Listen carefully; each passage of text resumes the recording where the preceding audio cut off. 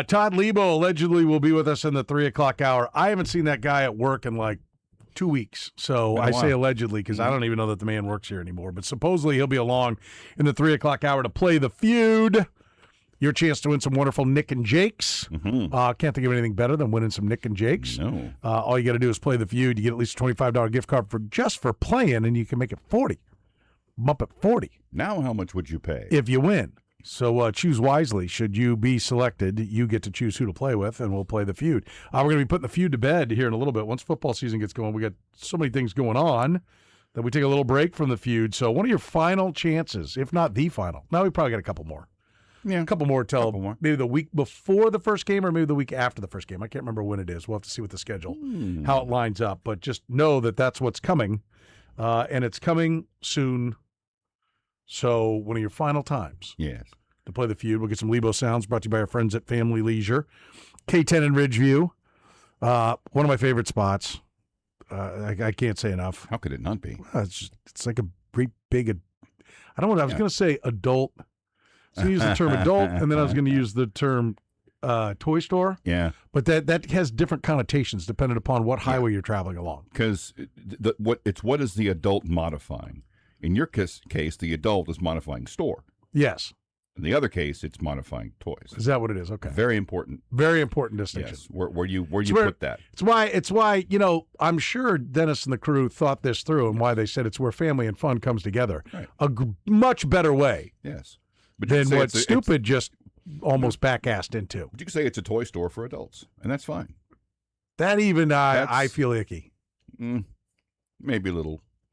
But adult can't go in front of the other word. It's family and fun. Yes, family and fun. That's why it's family. It's where they come together. It's where they come together. It is one of my favorite places. So much great stuff. So look forward to you going by and saying hello. Tell them the program sent you. Mention 810, save even more. Lebo Sounds coming up in the 3 o'clock hour. On the 4 o'clock hour, time for us to start. We're getting into our football predictions and such. We did our coach rankings a little bit ago, you might recall. But now we will do our extend, kick it down the road, fired for the 3 local coaches. We're going to do that today in the 4 o'clock hour because, Timmy, we had to move to yesterday. So this is kind of our Tuesday 5 o'clock segment of college athletics, coming to you bright and early on a Wednesday at 4. So it's only a few of those 23 hours late. Yeah, it happens. All right, but you got Tim Grunharder early. Yep, and he was thrilled to do it too. I bet.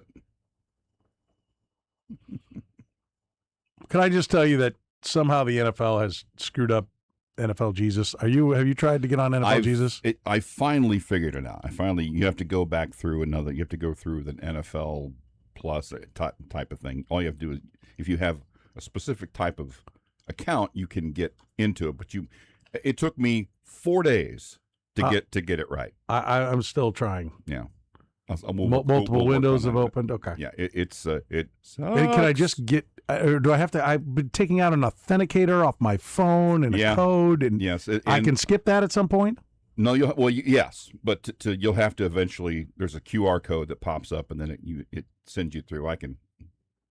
We'll take care of that later. It does work, but for the longest time, you have to download this. It's a NFL site. It's a very, very good site. It's one of the things that they do really well, and it has all kinds of stats and numbers and box scores and real time stuff and all that. And it's for NFL people and media types. Yeah. You get the game books. You get all kinds of breakdowns. All the stuff that you get at the stadium, you get on this site. Right, and it's one of the things I really enjoy.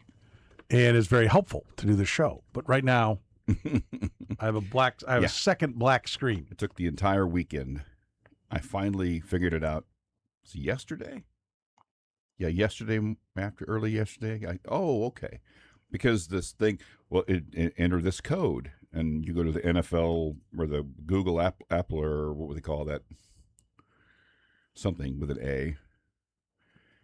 And authenticator, and it didn't give me a code. It kept sending me back. I'm like, So I emailed the people who run it. They didn't respond. Okta, no, of course not. The NFL doesn't. Or OKT Okta, whoever that is, they didn't respond either. So I'll just leave it here, and you'll help me during the break. You'll hold my hand. Yeah, Okay. I think it should work. Be gentle.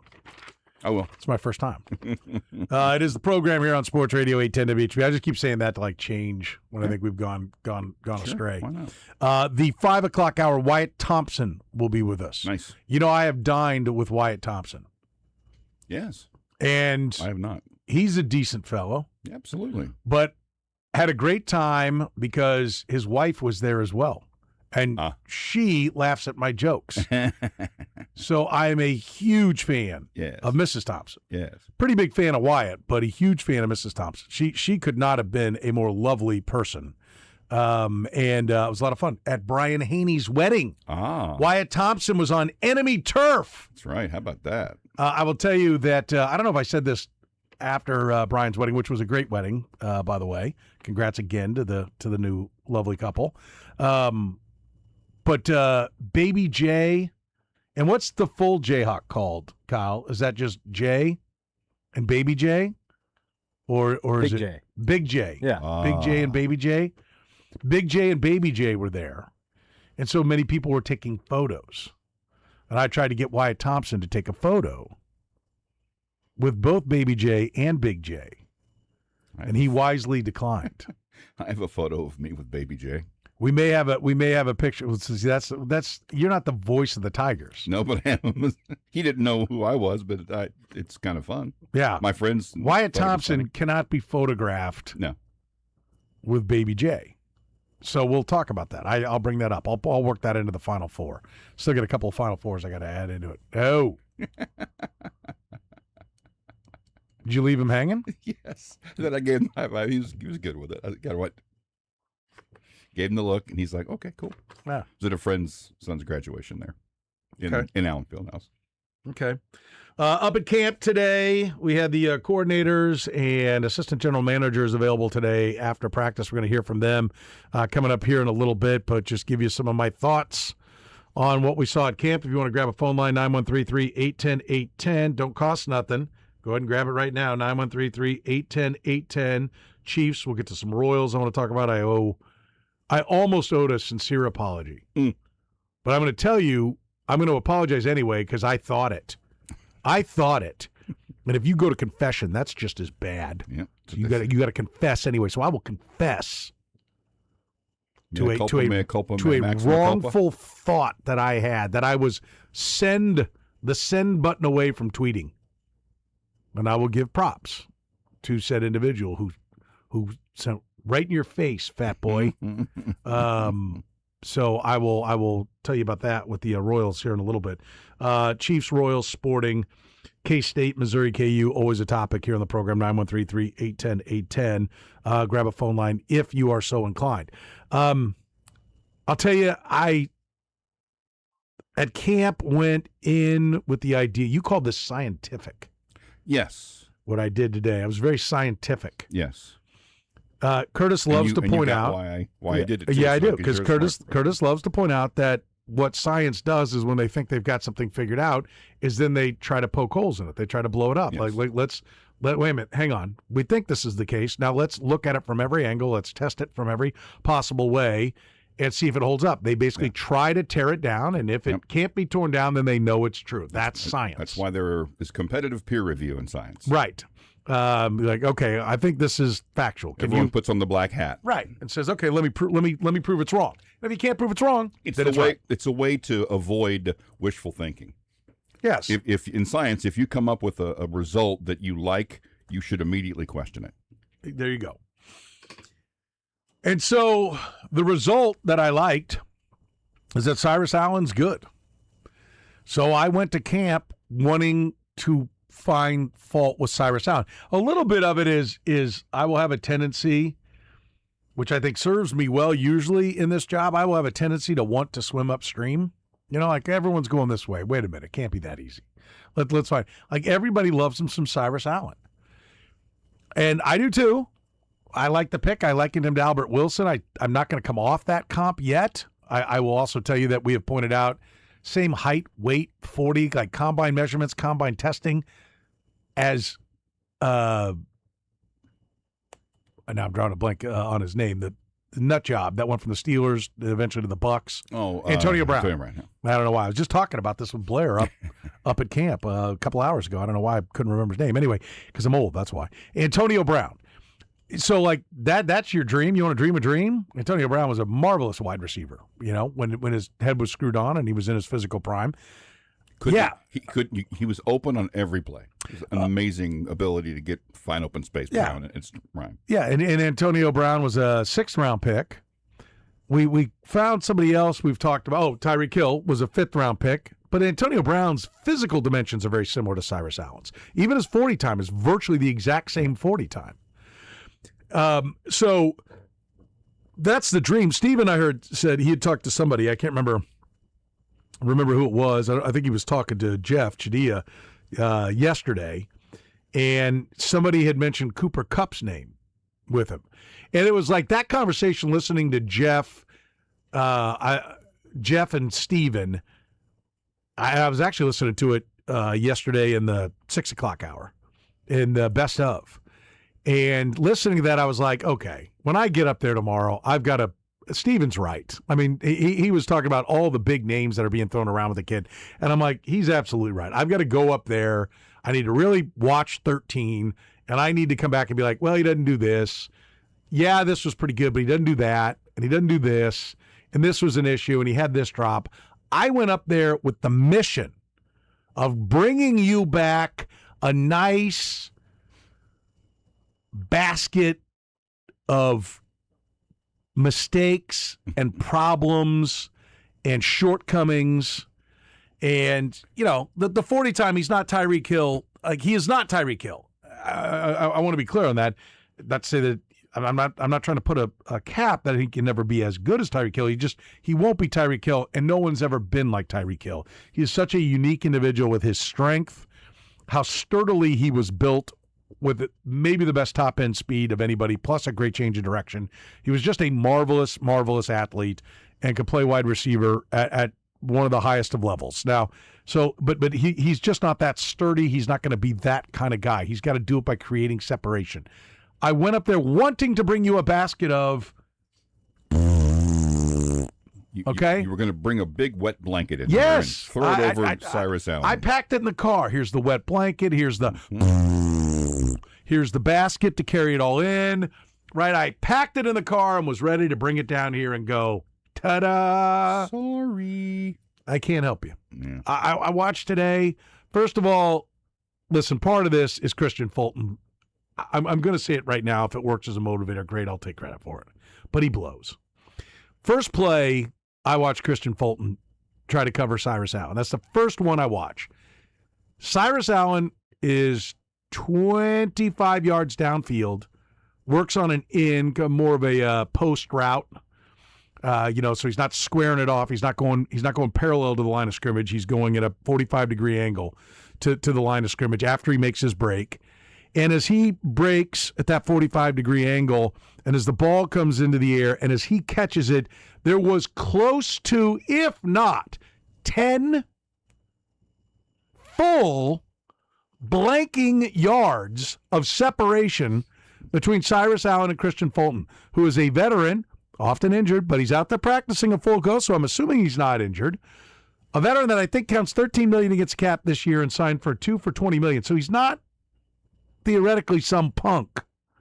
Now, I did watch Omari Evans, the Washington undrafted free agent wide receiver, smoke him for 4 or 5 yards of clearance for a touchdown on short yardage on goal line drills, and Omari Evans left him in the dust. So you can be like, oh, okay, so it's the same. No. 10 yards. I don't remember the last time I saw somebody work in a competitive drill and be this open. In college, even. Yes, I don't remember it. I mean, and the whole practice didn't stop. There was no lineman involved. It was just a passing drill. So there was no pass rush, so it makes it easier. It's an advantage, certainly, for the pitch and catch part of the equation. But, I mean, look, 5 yards of it is Christian Fulton I don't think is any good right now. Maybe he will be better. Maybe he's been told he's on the team and he's not even trying. I don't know. I don't really care. but he smoked him. I watched him win a jump ball. I watched him catch a back shoulder contested catch. I watched him create space numerous times. I mean, he damn near is open on every play, and even if he's not open, he fights for the ball well. He's worth going ahead and giving him a shot to go get it. You saw him elevate in the game. I really, really came here wanting to put some brakes or at least some training wheels on the hype train. I want to get my striped hat, overalls, and my red handkerchief and drive the train is what I want to do right now. And so that was my number one goal was was to get up there and be like, all right, settle down, people. And I'm going to tell you that if he sucks, then this is an absolute brand new, fat, shiny lesson in Camp Darlings. Yeah. Okay? And we've pointed out that there's not a coincidence that the Camp Darlings, and a little bit of shine came off Peter Woods in the game, but the Camp Darlings have been Cyrus Allen, Khalil Benson, and Peter Woods, and that the Camp Darlings just mystically and magically always seem to come at the positions that we as fans think they need the most. And look, the Chiefs could use a running back, and here's Jesse Haynes, and here's Brian Shea, and the Chiefs could use a wideout. Here's Bobby Scipio. You know, take your Camp Darlings, and they're always at the position that you think you need. Which is not scientific. Which is not scientific. It's American. Yeah, absolutely. It's not true, but we want it to be true, so we make it true. Yes. Okay? And so it is that. And so, look, Peter Woods has a first-round draft pick and was a top 10, caliber player coming into the year. There's reason to believe in him and to see it pop for that guy. Cyrus Allen was at least drafted. Khalil Benson at least played for a national championship team and started on it. So there's reason to understand why all these guys, could grow into the roles that we aspire them to be. But I will tell you with Cyrus Allen, every practice that I've watched, and I haven't watched as many as a lot of the people we run through here, Matt Derrick on the station, Matt Derrick, Jesse Newell, Sam McDowell, Blair's up there all the time. Pete Sweeney. Pete, I've spent a lot of time talking to Pete. He does a great job charting literally every single play on two fields. Pete does an outstanding job up there, so definitely make sure you're reading his work in the Star. I mean, all these guys do. They've seen more of it than I have, but I'm going to tell you, I've seen like 4 practices, and every time he's been impressive. So the number one wideout on this team, probably not to start. I'd like to believe that there's some nuance to the position that he still has to try to figure out, but I can't slow the hype. I can't do it because at least in practice. Now, I'll say this. If he comes out and he's mediocre and the Chiefs are giving up 425 yards a game passing, okay, I figured it out. Their secondary sucks. Right. Okay? Like that still looms out there. Because we saw him, he did have 2 catches and 5 targets. So there's a reason, I guess, to pump the brakes. You like to be 4 catches and 5 targets, but he was also catching the ball from backup quarterbacks. So, that's about it. That's about the only negative I can throw out there on Cyrus Allen. But he got hurt and got back out on the field as fast as possible and still looks very impressive. I mean, if he is good, if he's very good, a lot of the issues for the Chiefs are solved. I mean, I think the issues that this team has is it needs better play from its wide receivers. It needs to eliminate killing itself with penalties along the offensive line. It needs to find the right tackle, the correct right tackle. And it needs to find a pass rush. I guess you could say, and it needs, I'll go ahead and add it in there, it needs to replace 3 starters from the secondary. I mean, these are the things that they're trying to accomplish. You can see how they went about addressing it in the offseason. And, Khalil Benson was working as the starting right tackle today. In fact, that is one of the notables. Khalil Benson at right tackle, Jalen Moore at left tackle, and Hunter Norzad working as the right guard. Because Trey Smith is still out, Josh Simmons is still out. So Jalen Moore left tackle, Khalil Benson, right tackle, Hunter Norzad at right guard. That's what I would go with, but I don't know that Norzad, it was just his day and it'll be Caliendo's day later, or they're just trying to get a look at Norzad. They've got plenty of game tape with Caliendo filling in real games that they feel like they know exactly what Caliendo is, but Norzad's got a lot less real game tape, so they just want to take a longer look at him. I don't know. I know that every time Norzad plays, he grades well, according to PFF, so I'm optimistic that maybe he'll be the better one, but I think they've done a pretty good job of trying to fill all these big questions. They had 0 sacks, but I really am. I'd like to believe that the pass rush is going to show itself in the second half of the season. I mean, R. Mason Thomas and Peter Woods got to learn about the league, and I hope they're a quick study and that coming in the second half of the season they'll be pretty good. But seeing Mansour Lane out there opposite Noel Williams, that warms my heart that that's going to be a pretty good corner combo. And I'm really optimistic that even though Jalen Watson got a 3-year, $51 million deal, that I don't think you can expect either one of those guys to be as good as Trent McDuffie was to start the year or even finish the year. I think you can have some expectations that Mansour Lane gets pretty close. Expectations.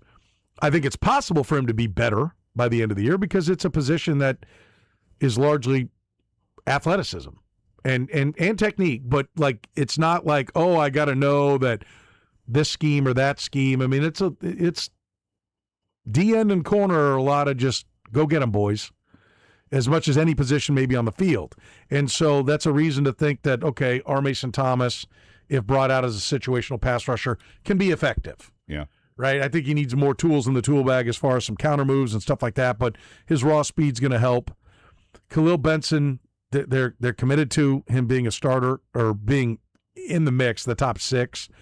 So I come away now that it's the last practice that I've seen. I feel like they've had a pretty good offseason and trying to address what their needs were. And amazingly, if they do get it right with Cyrus Allen, if Cyrus Allen is going to be Carlos Carson, if Cyrus Allen is going to be Eddie Kennison, okay, let's step up from Albert Wilson to past Chiefs that have played at a high level. If he's going to be around 1,000-yard, couple 1,000-yard seasons, couple 900-yard seasons, 5 touchdowns, maybe one big year he gets 10 or something, then and they have checked that box yet again. I might add, it was John Dorsey that did it, solve the receiver issue with a 5th-round pick and taking Tyreek Hill and all the firings that went at him and Andy Reid after they did make that selection.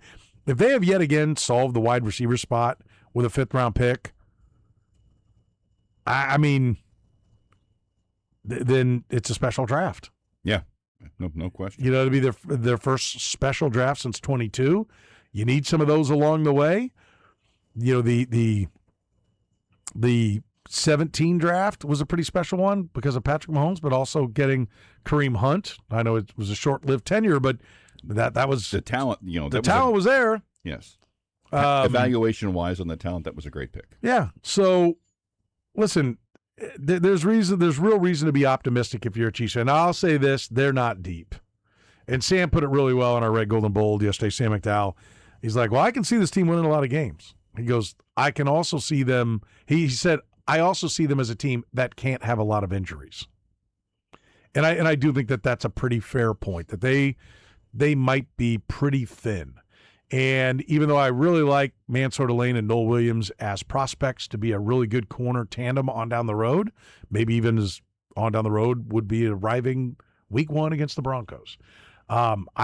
Christian Fulton does not look good. And I'm not sure where you turn next. And even if he did, you couldn't trust that he'd stay on the field because he hasn't. And I even thought we got a little bit from the press conferences today when Dave Merritt talked about Chris Rowland Wallace. He said, we'd like him at safety, but he does a lot of different things. And I almost feel like we'd love to get him to safety, but we're not convinced on all the corners we would need to play at the high enough level to where I can take him out of the corner mix and just go, you're a safety, young man. Yeah. And I don't think that's because of Noel Williams or Mansour Lane. I think it's because of Christian Fulton, to be honest with you. And, Christian Fulton, I thought, played well down the stretch last year. But if he's not playing well, then who is your third corner? I mean, are you going to the rookie, Canada? Or is it Roland Wallace who's going to have to play in the slot? I mean, Canada has good metrics from his college days. I like the pick when they took him, 4th-round pick. Looks like their classic kind of, baller-type corner that they coach up.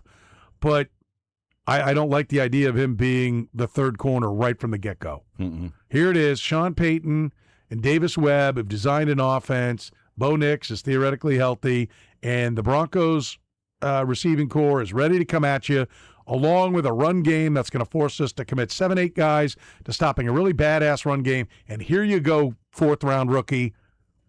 You're on their number 3 guy. That's scary. Let's see if you can figure out Harbaugh and McDaniel, too. Yeah, exactly. So, I get why Chris Roland Wallace still running some corner stuff. Yeah. Because, like I said, but if they've solved Cyrus Allen, if they've solved the right tackle for the next 4 years with Khalil Benson, and if they can find some pass rush, which I did not see enough in the first game to get excited yet. I'm not excited. In fact, I'm disappointed that they didn't get a sack on any of the Rams. We'll hear Steve Spagnuolo kind of talk about that, and he doesn't sound overly concerned, which is great. But I just want to see it. Yeah. Tackle the quarterback a few times. Go ahead and allay my fears. The most notable pass rush play came on a play where he didn't get home. Our Mason Thomas got the pressure, but he didn't get there. Yeah. Just 2 quick notes. One, I think on one of the differences between maybe Delane and McDuffie is one of the things that made McDuffie so valuable was his ability to play in the slot. And it's possible that if Delane may end up being a better corner on the outside. It seemed like whenever when he would go to the outside, he wasn't quite as valuable as he was in the slot because 1, he could handle the slot, and 2, they could use him to rush the passer. I mean, one of his most notable plays in his Chiefs career came from the slot when he went at Brock Purdy and forced a field goal late in the Super Bowl. So maybe he's not quite replacing the same kind of guy. And as far as Allen, it was a couple years ago. Maybe it was last year.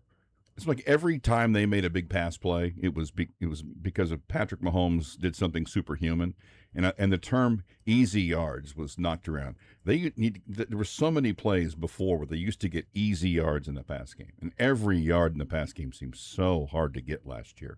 Maybe Cyrus Allen can help them get some easy yards. Sometimes you don't need that many easy yards. You just need to move the chains and get it set up again. 3 more plays. I get you 3 more plays. That works for me. I think it's some easy yards. Yeah, I think it's a great point, and you jog my memory about one other thing I'll say about Cyrus Allen, just to go ahead and put some more coal in the steam engine to keep this train going down the tracks. Is when they were working on goal line. Sometimes the goal line looks so painful. Like when Kareem Hunt was doing his thing, that was nice. That you could just power it in. Always seem to find the end zone. But the short yardage stuff, we've also seen some problems where they have to get pretty cute just to get 2 yards. And if Cyrus Allen can just separate at the line, which he did in the goal line, he just got him to bite that he was going outside, came back inside. It's a little short, 7-8 yards of air distance. Catch it right there, present an easy target. I mean, that helps a lot, and he did that. And he that's the thing that you like about him is he can make somebody miss, and he can do it quick, right? He can get available quick. Immediate separation. Yeah, and so that was, he'll help at the goal line, even though he's not the biggest guy. He's not going to be winning jump balls, but he'll be winning as far as coming off the line of scrimmage quickly down there in the short yardage. Which I like more. Yeah, I do too. 913-3-810-810. Phone lines are open. I got some Royals I want to talk about as well, but we'll take your phone calls right now. Like I said, it don't cost nothing. Grab a line. 913-3-810-810. You're in the program. The program with Soren Petro. I don't know what the hell's going on. Weekdays from 2 to 6 on Sports Radio 810 WHB. All right, listen up. Applause Custom Sight and Sound has been in my home for more than 20 years. That's right. Applause has been around for more than 20 years in an industry that most companies, these tech companies, right? Oh, yeah, we want to get into the smart home technology. We want to get into the home theater business because it's fun. TVs are cool, video everywhere, speakers, amps, wiring things. Yeah, it is cool. Actually, I'll be honest with you. The wiring in my house looks like we got a NASA project going on. Color-coded, tightly bundled, everything neat. You know, that's one of the things they do. When you build it right the first time, which Applause Custom Sight and Sound does, it's one of the reasons why you do it. You don't want some rat nest of wires all over the place. Because then when you go and say, okay, I want to add security and surveillance, which is what we did, you need to know where all that wiring's going, and Applause does. They build it right the first time. It's one of the most important things. Sure, they're cutting edge when it comes to the technology, but their craftsmanship is incredible. Their customer service is unbelievable. You know, when they come in your house, they put on these little booties. That's just a little thing. Like, hey, we're not gonna mess up your floors. Now they got different shoes that they put on, or they put on these little covers, right? That's just a little attention to detail, and they have that attention to detail when it comes to everything. So if you want true smart home technology, you want your own football theater like I've got, you want to be able to watch TV outside. How about rocket fast Wi-Fi on your patio or by your pool? How about controlling everything in your home, or like I said, even your pool? How about controlling everything in your office, all from your smartphone? That's what Applause Custom Sight and Sound does. Listen, figure out what you want. Take it to Applause. They'll tell you how they're going to do all that, and then give you about 10 more great ideas as well. Applause Custom Sight and Sound. You can call them today at 913-498-1183. That's 913-498-1183, or just look them up on the web. It's applausetheater.com. Again, that's applausetheater.com. Men, when addressing the problem of erectile dysfunction, you want the right treatment for your specific medical situation because every case is different, and finding the right treatment can mean the difference between just an okay experience and an amazing one. This is Jeff for Heartland Men's Health, and at our practices, we offer the full range of ED treatment protocols and can even combine therapies to help make those intimate moments special both for you and your partner. At Heartland Men's Health, we take great pride in providing excellent care and treatment options for ED. Our medical providers specialize in men's sexual health and understand that no two cases are alike, which means you'll get the right treatment for you based on sound medical evaluation and appropriate applications of medical therapies. Plus, we offer treatments that are effective in well over 90% of cases, which means if you're like most men, you'll get your sex life back. So call us. Your initial visit is just $99. It includes blood work, a medical consult, and if medically advised, a test dose. And if that test dose doesn't work in the office, your visit is free. Call 844-447-6600 or go to heartlandmenshealth.com. We have 3 offices: Overland Park, Independence, and North Kansas City.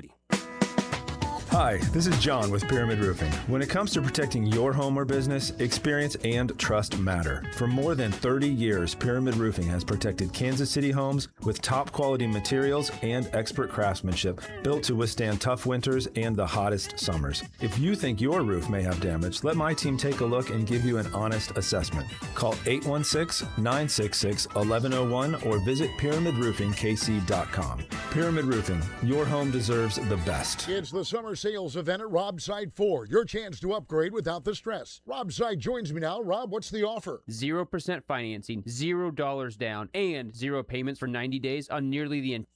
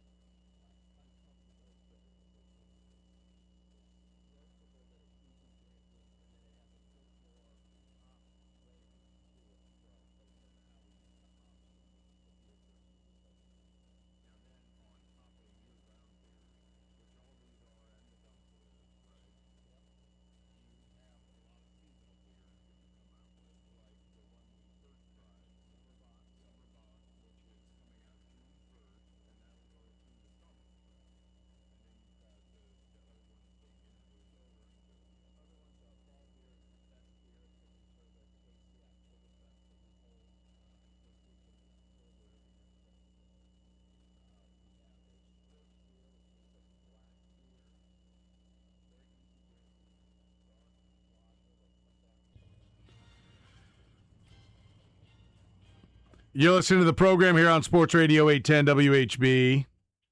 Petro, Seabolt, Collier, 913-3810810. Want to get into some Royals, but Ian wants to talk a little Chiefs. Ian will lead us off today. You're in the program, Ian. What's going on, buddy? What's up, boss? How are you? Good, man. What's on your mind? Good. Hey, I heard your point about Cyrus Allen. That's fine and dandy. Do you think we could get Marv Harrison from the Cardinals? And if so, how much would he take? I think we still need another guy, especially with Worthy, being kind of up in the air if he's going to be healthy, and then obviously Rice's knee and all that. I'll listen off air, man. Appreciate you. Okay, I appreciate it. And Marvin Harrison Jr., former Ohio State Buckeye, what was he, like second, third, fourth pick? Fourth overall. Fourth overall pick, has not done squat for 2 years, and don't I know it? I wonder, how do you know that? I thought I was cunning in trading for him after the disappointing first year. I'm like, oh, he's going to blow up year two.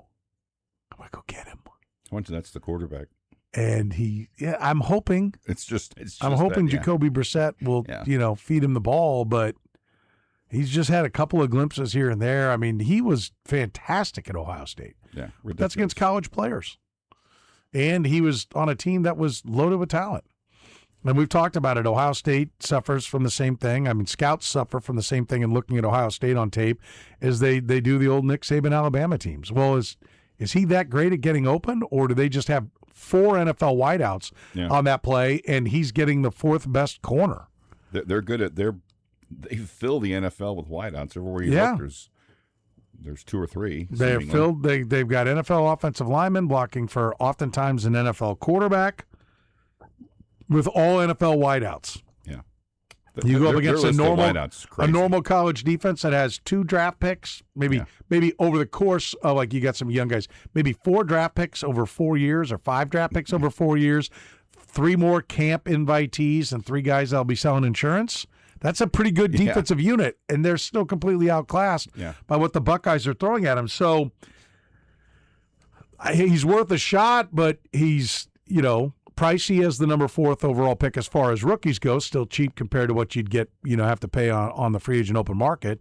And so you'd have to really, really trust your tape and of him in college. And really, Chad O'Shea would have to be in my office explaining, here's why he sucks on this, here's why he sucks on that, here's why he sucks on this. We can clean that up, we can clean that up, we can clean that up. And then here's the raw athleticism when you see it unleashed. Yep. And would have to really convince me to give up anything of note. Like, Kadarius Toney was a former first-round pick. The Chiefs gave up a third and a 5th, I think, or 3rd and a 7th. Can't remember which it was. But anyway, 3rd and another pick. And the only reason we don't bitch about that is because he had a big punt return in the Super Bowl. Right. Not because he was a great wideout. No. He was an unmitigated disaster as a wideout. But he was a former first-round pick. And so what do I think about taking a shot at him? If he's dirt cheap. But if he costs, no.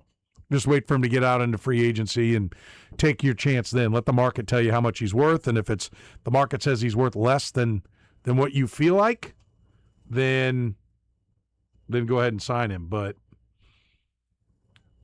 it's a very good point that you make, Curtis, that he has not played with a high-level quarterback. Mm-hmm. So there is reason to believe that, Patrick Mahomes can throw him open a little bit, but there's also an element of, like, bad quarterbacks latch on to the guy that they trust.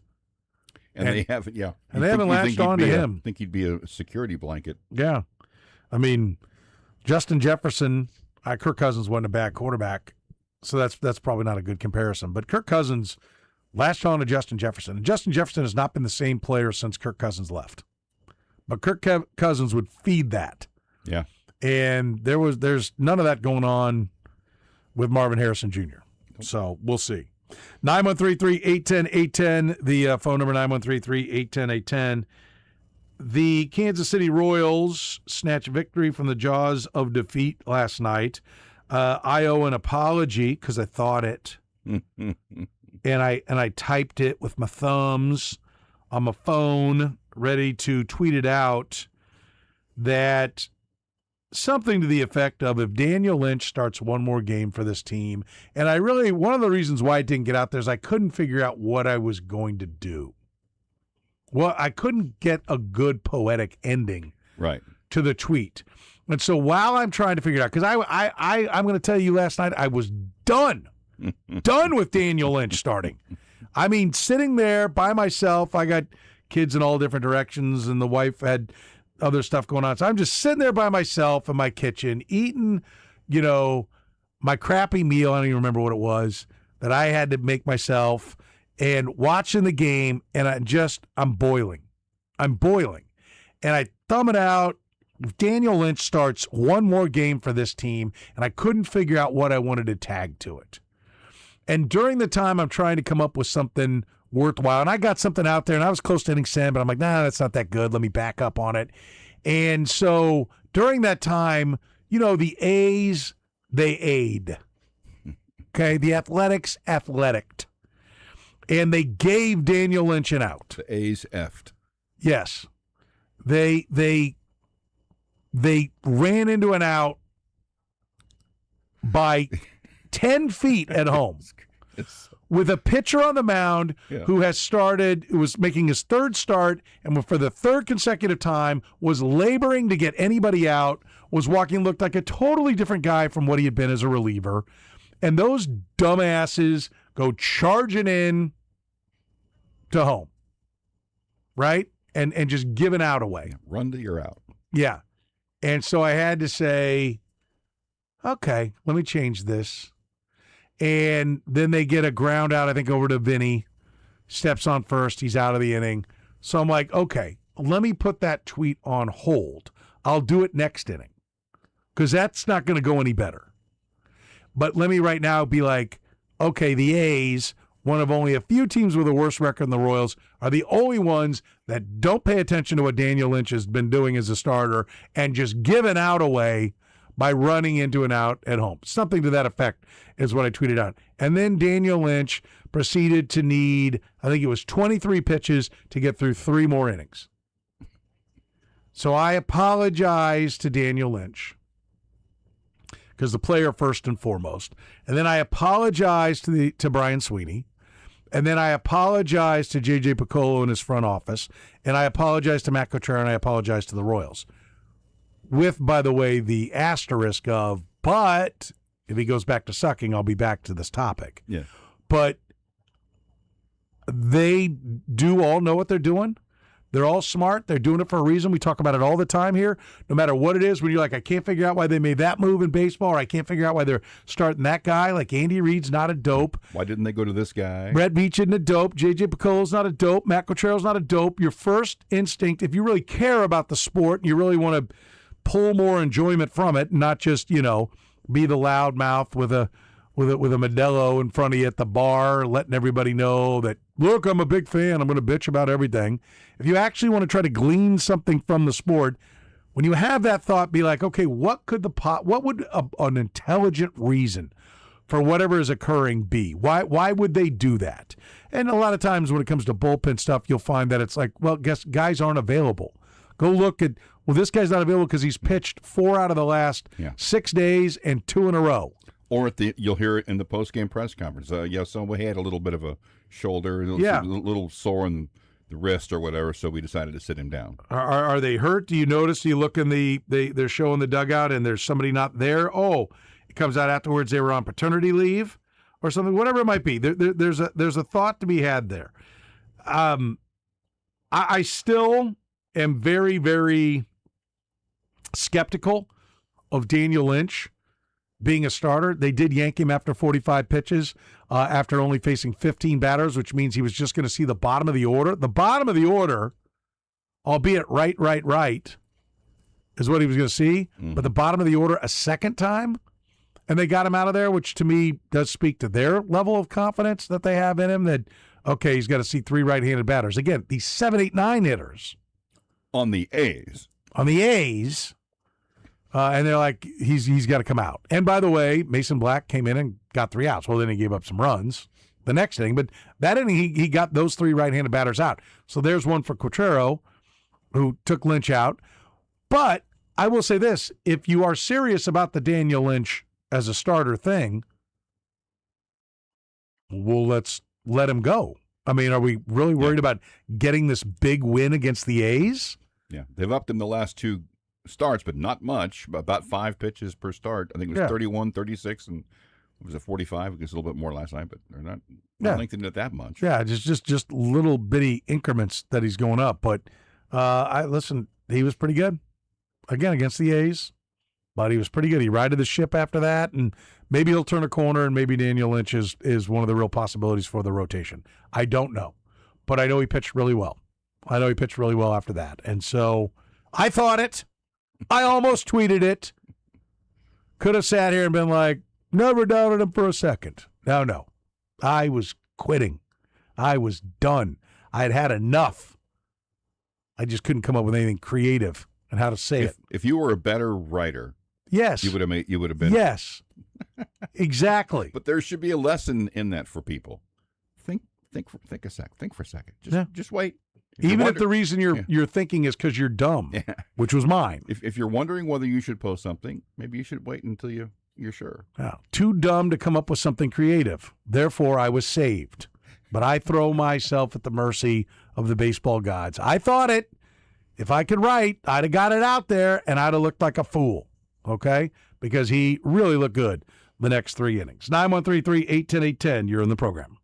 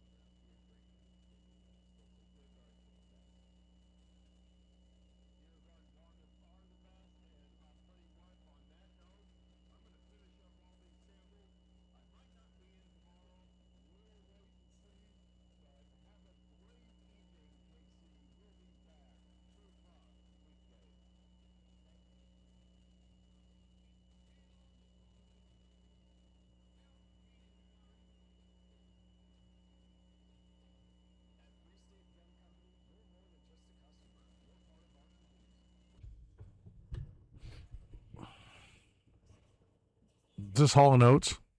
Elton John. Elton John. Did he die or something? Why are we playing Elton John?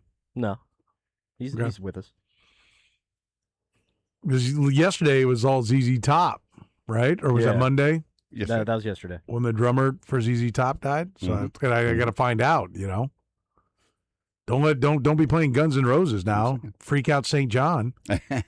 Well, fired up for the concert tonight. You play good. What the hell, Kyle? Who died? Slash dead? What's going on? What? No, he's not. It's fine. Not every song is a death curtain from Kyle. We just learned. Yes, So there you go. exactly. Exactly. I'm trying to figure out where I do want to. I'm trying to figure out where to put your poll. Mm.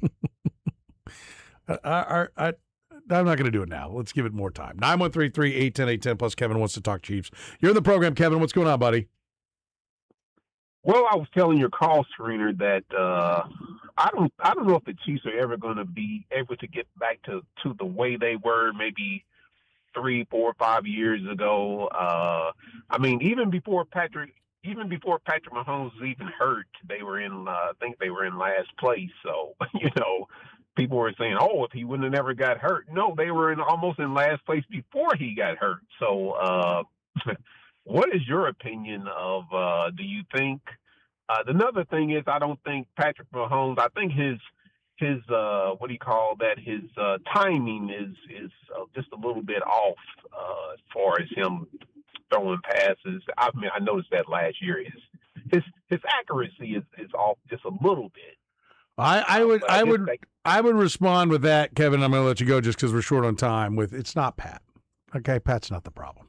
So, like we're you don't like that. Hey, the wideouts aren't good enough. Hey, the right tackle keeps negating all their plays. Travis Kelce's not catching the ball and turning touchdowns into 50-yard interception returns. We don't like hearing that, and we don't think that's necessarily going to get better because Kelce's not going to get younger. Jawan Taylor's not going to get better. So we keep looking for something else, and eventually we arrive at Pat. Let me tell you what it's not. It's not Pat.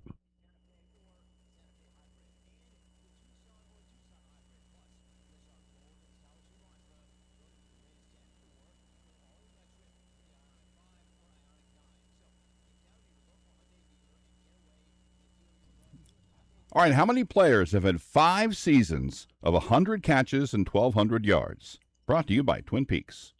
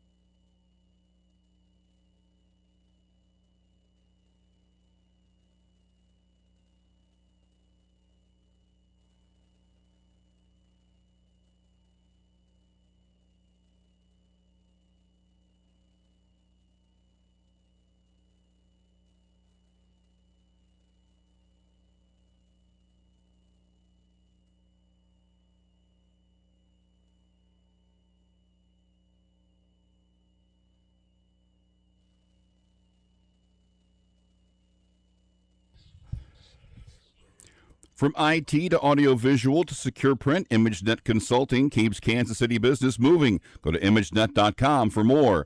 It was one of the highest draft picks they've ever used on a defensive back. What the Chiefs have in Mansour Delane still very much unknown. Coming off a shoulder injury, Delane's been a full go for less than a week. Steve Spagnuolo said he's coming along. Like a lot of these young guys, Nick and I were just over there talking about it. You know, sometimes you got to knock some practice habits out of them. I think Mansour is learning that. I think he's embracing it. Hear more from the Chiefs all day on the program. Royals go for their 4th win in a row tonight. KC 3 in the 9th last night to walk off the A's. Bobby Witt Jr. with the game winner. Seth Lugo goes for the Royals tonight. I'm Curtis Seabolt. This is SportsCenter.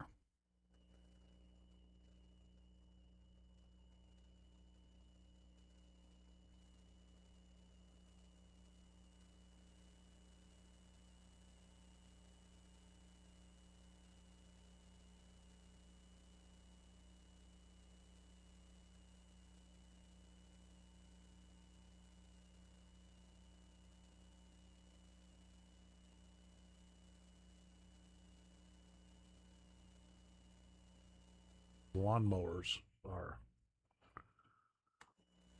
The University of South Carolina lawnmowers are robots. Oh, yeah. I've seen several around the golf course. I've played golf twice this summer, and I've seen robotic mowers up around a couple of the greens. And have they attacked yet? No. Okay. Not yet. There's apparently word on the street someone in my neighborhood has one of those. Really? Yeah. What do they cost? I've seen them at the store. They're pretty expensive, like $1,500 or something. But they will just constantly. Yeah, but if you're mow paying the to grass. get your yard mowed, Yeah. that's one season probably. Yeah. And generally speaking, I don't think they could make it through like the whole yard cutting. They have to go back and recharge. But who cares what time they do it? Whatever. Yeah. Well, I still like to mow the grass. I like mowing the grass when I have the time to do it. Yes. Yeah, it's a sense of accomplishment. It's a job well done. I have all the time in the world, though. I'm not nearly as busy as you, so I mow the grass a bunch. Yeah. Todd Lebo is here, Vice President of Sports Operations. He's a big deal, people, is what I'm saying. He joins us, Petro Seabolt Collier, Todd Lebo. Time to play The Feud. Todd's always brought to you by our friends at Family Leisure. The Feud, brought to you by our friends at Nick and Jake's $25 gift card just for playing, whether it's dine-in, carry-out, or delivery, made from scratch menu, great food, honest drink, great people. Yes. Kevin Timmons and the staff, outstanding. 3 great locations, Nick and Jake's. Find them online at nickandjakes.com. We have a contestant. That contestant has a name. His name is Ray. Ray, how are you, my friend? Hello, everyone. Hello, Ray. You go ahead. No, I'm good. Good. You know you got a choice to make. Do you want to play with me? Do you want to play with Todd? Do you want to play with Curtis? I'll play with Soren. Okay. It's going to be me and Ray. What's going to be your order so Ray can pick who he wants to go up against? I went first last time. I'll go first this time. Okay, so it's going to be Lebo and then Cletus. Do you want to go up against Lebo or Curtis? I'll let you go first. Okay, so it'll be me against Todd, and it'll be Ray against Curtis. That's what we got, Kyle. Let's dance this dance. Booyah. All right, give me Lebo. Give me Soren. 7 answers on the board. Name a football team in the American. Petro. Soren. Wow. Tulane. Tulane is there at number 3. Oh, gosh. Memphis? Yep. Memphis is there at number 6. Oh, we want to play, Ray? I mean, if we play, we don't have to get the last one right. If we pass, we're going to have to get one right. So what do you think? Can I hear the question again? Yeah. Name a college football team in the American. The American AAC. Conference, the AAC. Tulane was number 3 and Memphis was number 6. You think you got some of them American Conference teams? College football is not my strong point. Okay. Well, but I mean, we'd have to get one right to steal, which we can do. It's up to you. Your strategy, buddy. Let's play. Okay, we're going to play. All right, this goes to you, Ray.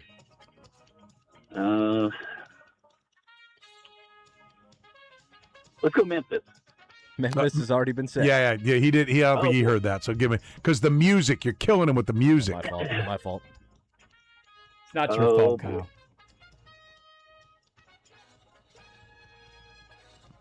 South Carolina. South Carolina, no. Strike one. They play like it sometimes. I'm trying to think which ones will probably be the more prominent ones. Give me South Florida. South Florida, number 5.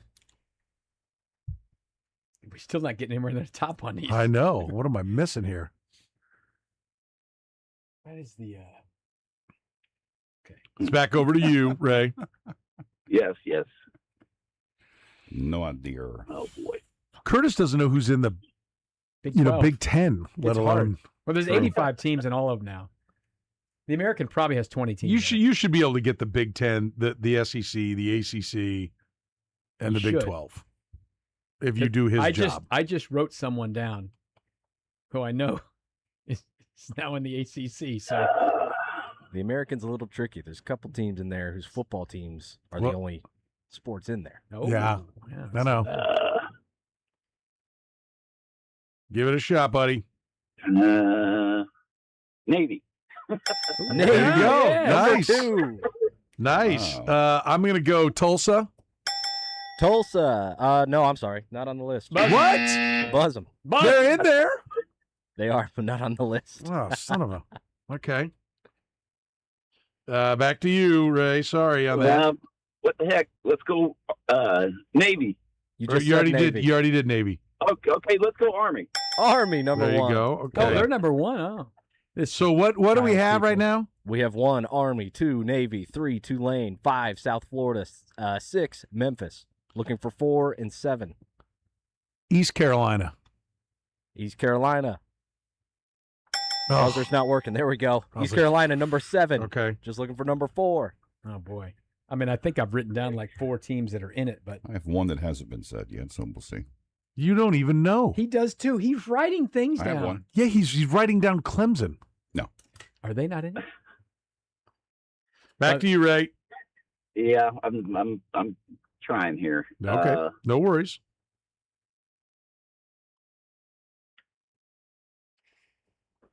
Internet's lagging for Ray.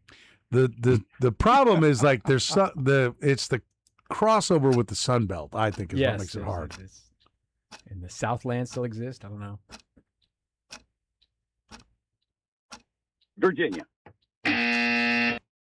Okay. What do you boys What do you got? have? Strike 3 over to Todd and Curtis. UAB. I have UAB written down, but they could be in the That's the damn. only one They could Are be they still in? Troy. Is that? Yeah, Troy. I don't think is in that. Troy could be in the.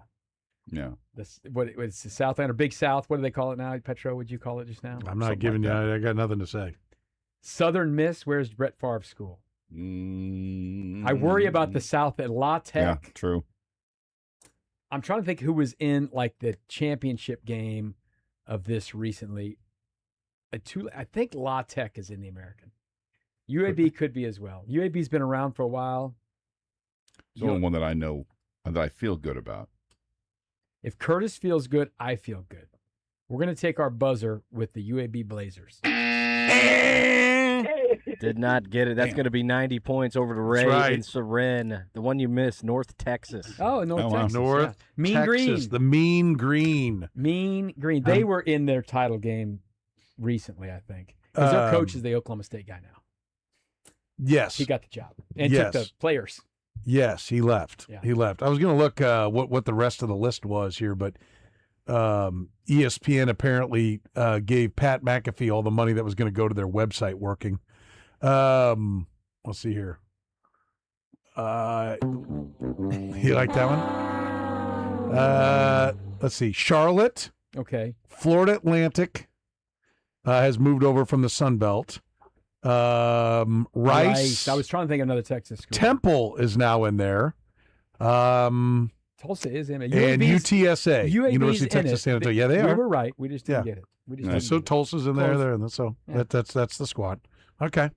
All right, Ray, you're up. Go get him, Ray. Ray, let's test your buzzer real quick. Ray. There it is. Give me Ray and give me Curtis. 7 answers on the board. Name a major league hitter with a funky batting stance. Ray. Ray. Joe Morgan. Not on the list. That was a good guess, though. That little arm flap thing he does. I'm going to say Ichiro. Not on the list. Over to Soren and Todd. What is freaky now? I always thought the wide Jeff Bagwell stance was pretty out there. That's your answer? Yeah, Bagwell. Jeff Bagwell at number 6 on the Can you still go? list. Julio Franco. Franco, number 4. Oh, crap. Yeah. All Do right. we want to play this? Sure. Okay. Wow. Craig Counsell. Not on the list. Strike 1. Trying to think of one of those older guys too. Franco played for 700 years. So he's- Julio Franco was a good one. Yeah, he was the over the top guy. Mhm. We were talking about the 1986 Angels last week. Brian Downing is probably a strike, but he had a wild open stance. Strike 2. It was still weird. Okay. Gary Sheffield. Oh, Sheffield, number 1. He's number 1. Okay. 1, Yeah. 4, and 6 off the board. Is that another one of the weirdos? No Ichiro. Rod Carew. What was Rod about his? He He three. just kind Just kind of held the bat, was really open. Just a little Okay. flipped it out. High. Really didn't grip the bat with his Yeah, left hand in the box. Just kind of held the bat. He Well, just kind of held the bat. I mean, but he didn't, You really didn't need grip it. the. I know what you're. I remember it now that you Yeah. described it. It was but a weird. it plays on the video. It does not Yeah. play over the No. radio. Yeah. What were the videos So on? he held. You gonna get Unlike up and those do other it? guys who don't hold the bat, Look at the video. he held the Julio bat. Franco on the video. Oh, Yeah. yeah. Oh, the Julio Franco's a no Rod Carew is a. no brainer.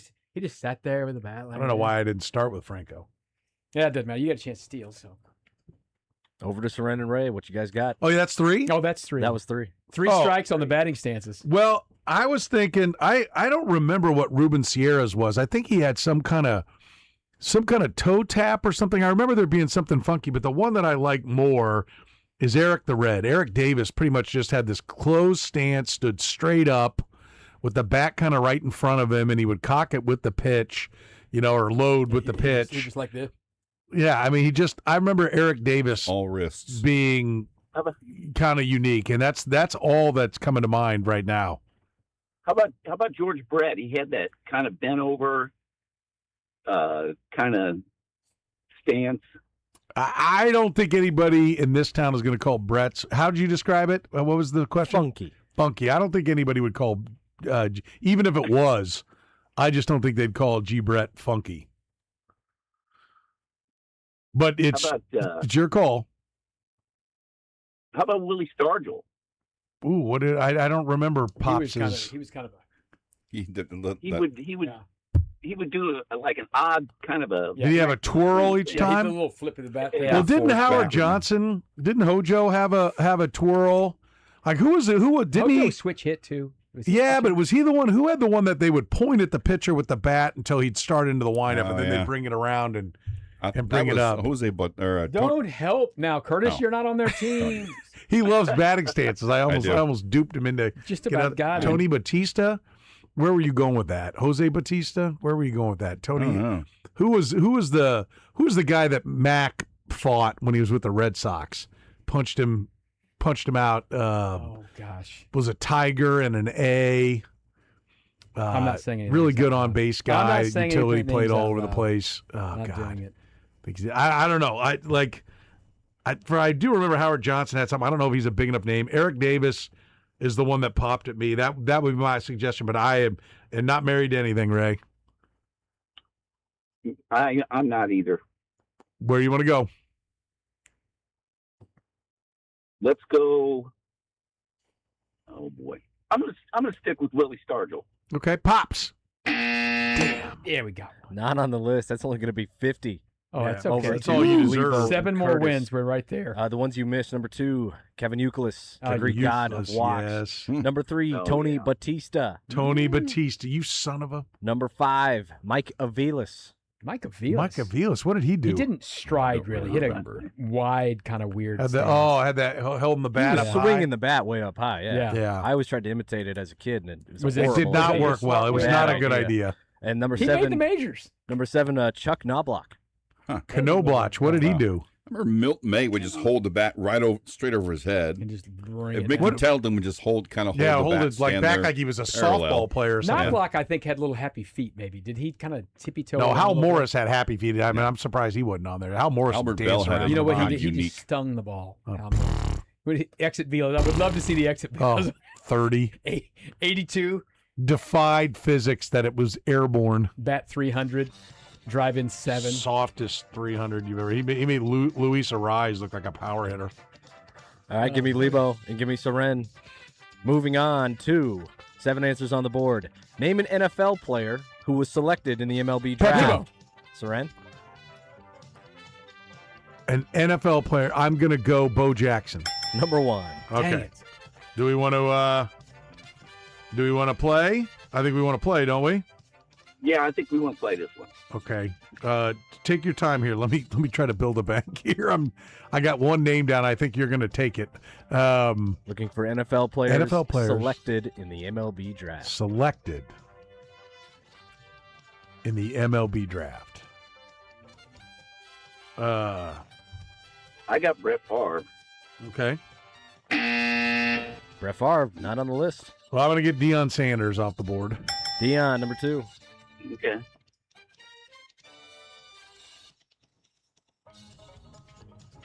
Back to you, Ray. Yeah. Oh, boy. Bo's got to be the only Patrick one. Mahomes? Mahomes, number 4. Wow, good one. Drafted by the Tigers. Bo got selected twice by the NFL. That's rare. Well, I'm going to take John Elway. Elway, number 3. 5, 6, and 7 remain.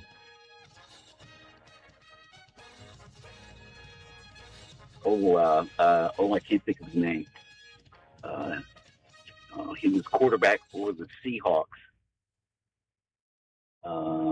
And now I can't think of his name. He's married to that celebrity. Oh, okay. Yeah. I mean, No. No. Play for him anymore. Plays for somebody else now. Sporting Goods No, Company, no, maybe no, no, named no, after. no. No? You can't do this. This is just. Did you ever see that movie Castaway? Come on. Didn't he have a little buddy with him on the island? Oh my gosh! What was that? What Curtis, I don't remember. when he- What was we Tom have Hanks' some- buddy's I'm name? powerless. And I could see his face. yeah, in my mind. you know, Loved by all. what was? Now you're going to make me give him hints. May it just quit. I mean, I don't know if he took a bus, but Put him on the clock. That's right. There you go. Put me on the clock. I don't think he took a bus. Dot.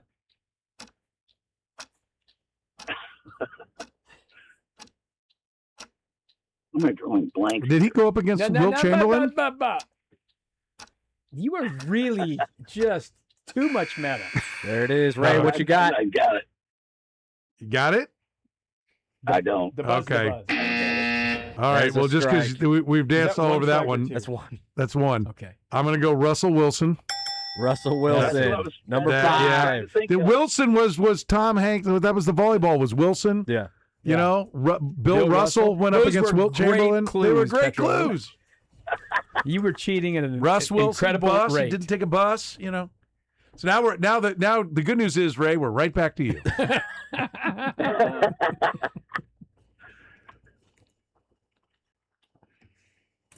Put him on the clock. Tua. Tua. Okay, Tua. that's Did 2. not make it. Strike 2. There are, I'm sure, many others. This one might be too obscure. I know our buddy Kurt Nelson will freak if I don't do this. The Kansas City Royals selected Dan Marino. They did. Okay, good. Marino, We'll take number that one off the 7. board. Okay. So what's left? Just number 6. Just number 6. Boy, this is. The sombrero looms, Ray. You could take the sombrero, get all 3 strikes, or you can come up clutch. It's an NFL player drafted In baseball. In baseball. Okay. In baseball. Kirk Cousins. That's right. It's a good one. I Strike don't know why, but it's a 3. good one. I like it. I've got a guy who I know is a correct answer, but I don't know if it's the correct answer, Curtis. And that is Ricky Williams played minor league baseball, was drafted, I believe. But, well, you can say it out loud. You We can already say said it. Oh, You're- no, John they said, Elway? no, it's Oh, already been said. sorry. We were, that's been said. Are you what? Yes. Why Elway, are you here? The Why are Royals you drafted here? Elway, didn't they? Was it the Yankees? The Yankees. Yankees, and the Royals drafted Marino Mm-hmm. and Bo. I know Ricky Williams was drafted and played minor league ball while he was at Texas. But Chris Winkie That's was a good one. first-round draft pick, Heisman Trophy winner, played minor league ball. Brandon Whedon, another 700-year-old quarterback. Chris Winky's pretty good. Winkie is a He was a 1-1. yeah. He was No, he was a first-round Heisman draft winner. pick. First-round pick. I don't think you're going to get it. So let's go. Well, listen. Put me on the Fire clock. something up. Put him on the clock. There, he asked for it. Put him on the clock. Why don't you give me some hints?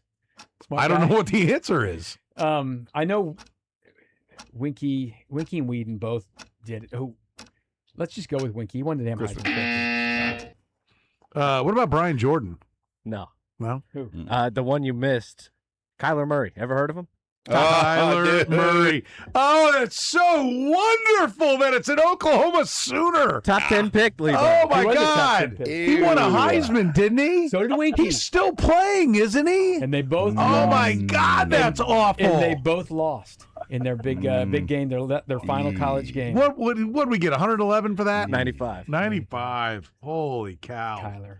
That is so sweet. I was trying to think, did Todd Helton get drafted in Major League Baseball too? I remember he was like a two-sport Yes, guy. he got drafted in baseball. He played baseball, you jackass. No. Are you asking, did he get drafted in football? No. Not Helton. Who's the other guy? It was Darren Erstad was a two-sport was a guy, punter. but he ended up only playing baseball. He was the number one overall Yeah. pick. And so. Dave Winfield got picked by everybody, but only played Only baseball. played baseball. Yeah. Chris Winkie was a proper answer, just not the right Just one. wasn't Yeah. there. Yeah. UAB Which I was also correct. trying to remember that the Oklahoma State quarterback, Brandon Whedon. Brandon Whedon. That's Brandon right, Whedon. Yeah, because he was 28. Yep. Like Winky. Yeah, All right, we're Winky. Kyler back had to give the to, money back. He took the money, had to give it back. Good to be Winky. We're back to Curtis and Ray. 7 answers on the board. College football teams that are most likely to be ranked number 1 in the preseason. Curtis. Ohio State. Ohio State is number 2. Notre Dame. Notre Dame is on the list at number 6. We're gonna play. I don't play. Bama. Bama's there at number 4. Georgia. Georgia, number 1. Texas. Texas, number 3. This category sucks. Right as I write it Let's down, they go, say it. LSU. LSU, number 7. Probably Oklahoma. But Probably not. You need to go Right. now you think Oklahoma, Todd. Now you just don't want to be embarrassed and have it be Oklahoma again. It'd be bad. So sad and pathetic. Oregon. Damn Strike you. 2. I thought that was it. They're number 2 in the country in this poll. Michigan. Oh, wow. Steve, right 3. Over to Boom. Soren and Ray. Wow. All right, so what? Give me the question and then give me what's been answered. College football teams that are most likely to be ranked number 1 in the preseason. Number 1, Georgia. Number 2, Ohio State. Number 3, Texas. Number 4, Bama. Number 6, Notre Dame. Number 7, LSU. So what are we missing? 5? Number 5. That's it? That's it. Well, That's for the win. Let's think about it, Ray. What? USC gets a lot of love. They got a Would big. Indiana? Would Oh, Indiana be there? yeah. I mean, they're the defending champs. I like that one. And I think they're top 5. Want to go with the Thought about Hoosiers? that, but I was like, Yeah, let's go Indiana. Indiana. Indiana, there it Oh, is. so how many we get? 100. Hold your ticket. 100. Hold on, 100. Enough. I got to do some math. Oh, 285 to 50. It's an official ass kicking. Yeah, we got 50 this time. Ray is a winner. Almost said Indiana, but Hey. like they haven't had this history long enough. But it's the one. Ray with the absolute dagger at the end with Indiana. on you. Great stuff, Ray. Congratulations. Go to Nick and Jake's. Ray, you're going to Nick and Jake's on us, buddy. You played well. I'm proud of you. Thank you. Hold on, we're going to get some information. Ray's a winner. Indiana's there now. It's they're most Todd's likely a to be number loser. one. Just like his Listen, crappy Heisman quarterback, Kyler Murray. We got the right answer twice. It just wasn't one of Kyle's people. Okay. Now, as a matter of fact, every answer we picked could have been right. Well, Tulsa's in the AAU. You didn't hear me crying about it. I'm not crying about it. That's the only thing you actually got right, wasn't it? Did you get Did you get that question or yeah, no? we got UAB. What do you?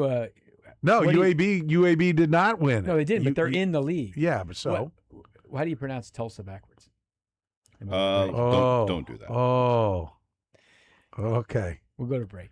And really, Oklahoma has to concern itself with Tulsa No, enough to. I would just like that. It's always a funny joke. All right, we'll take a break.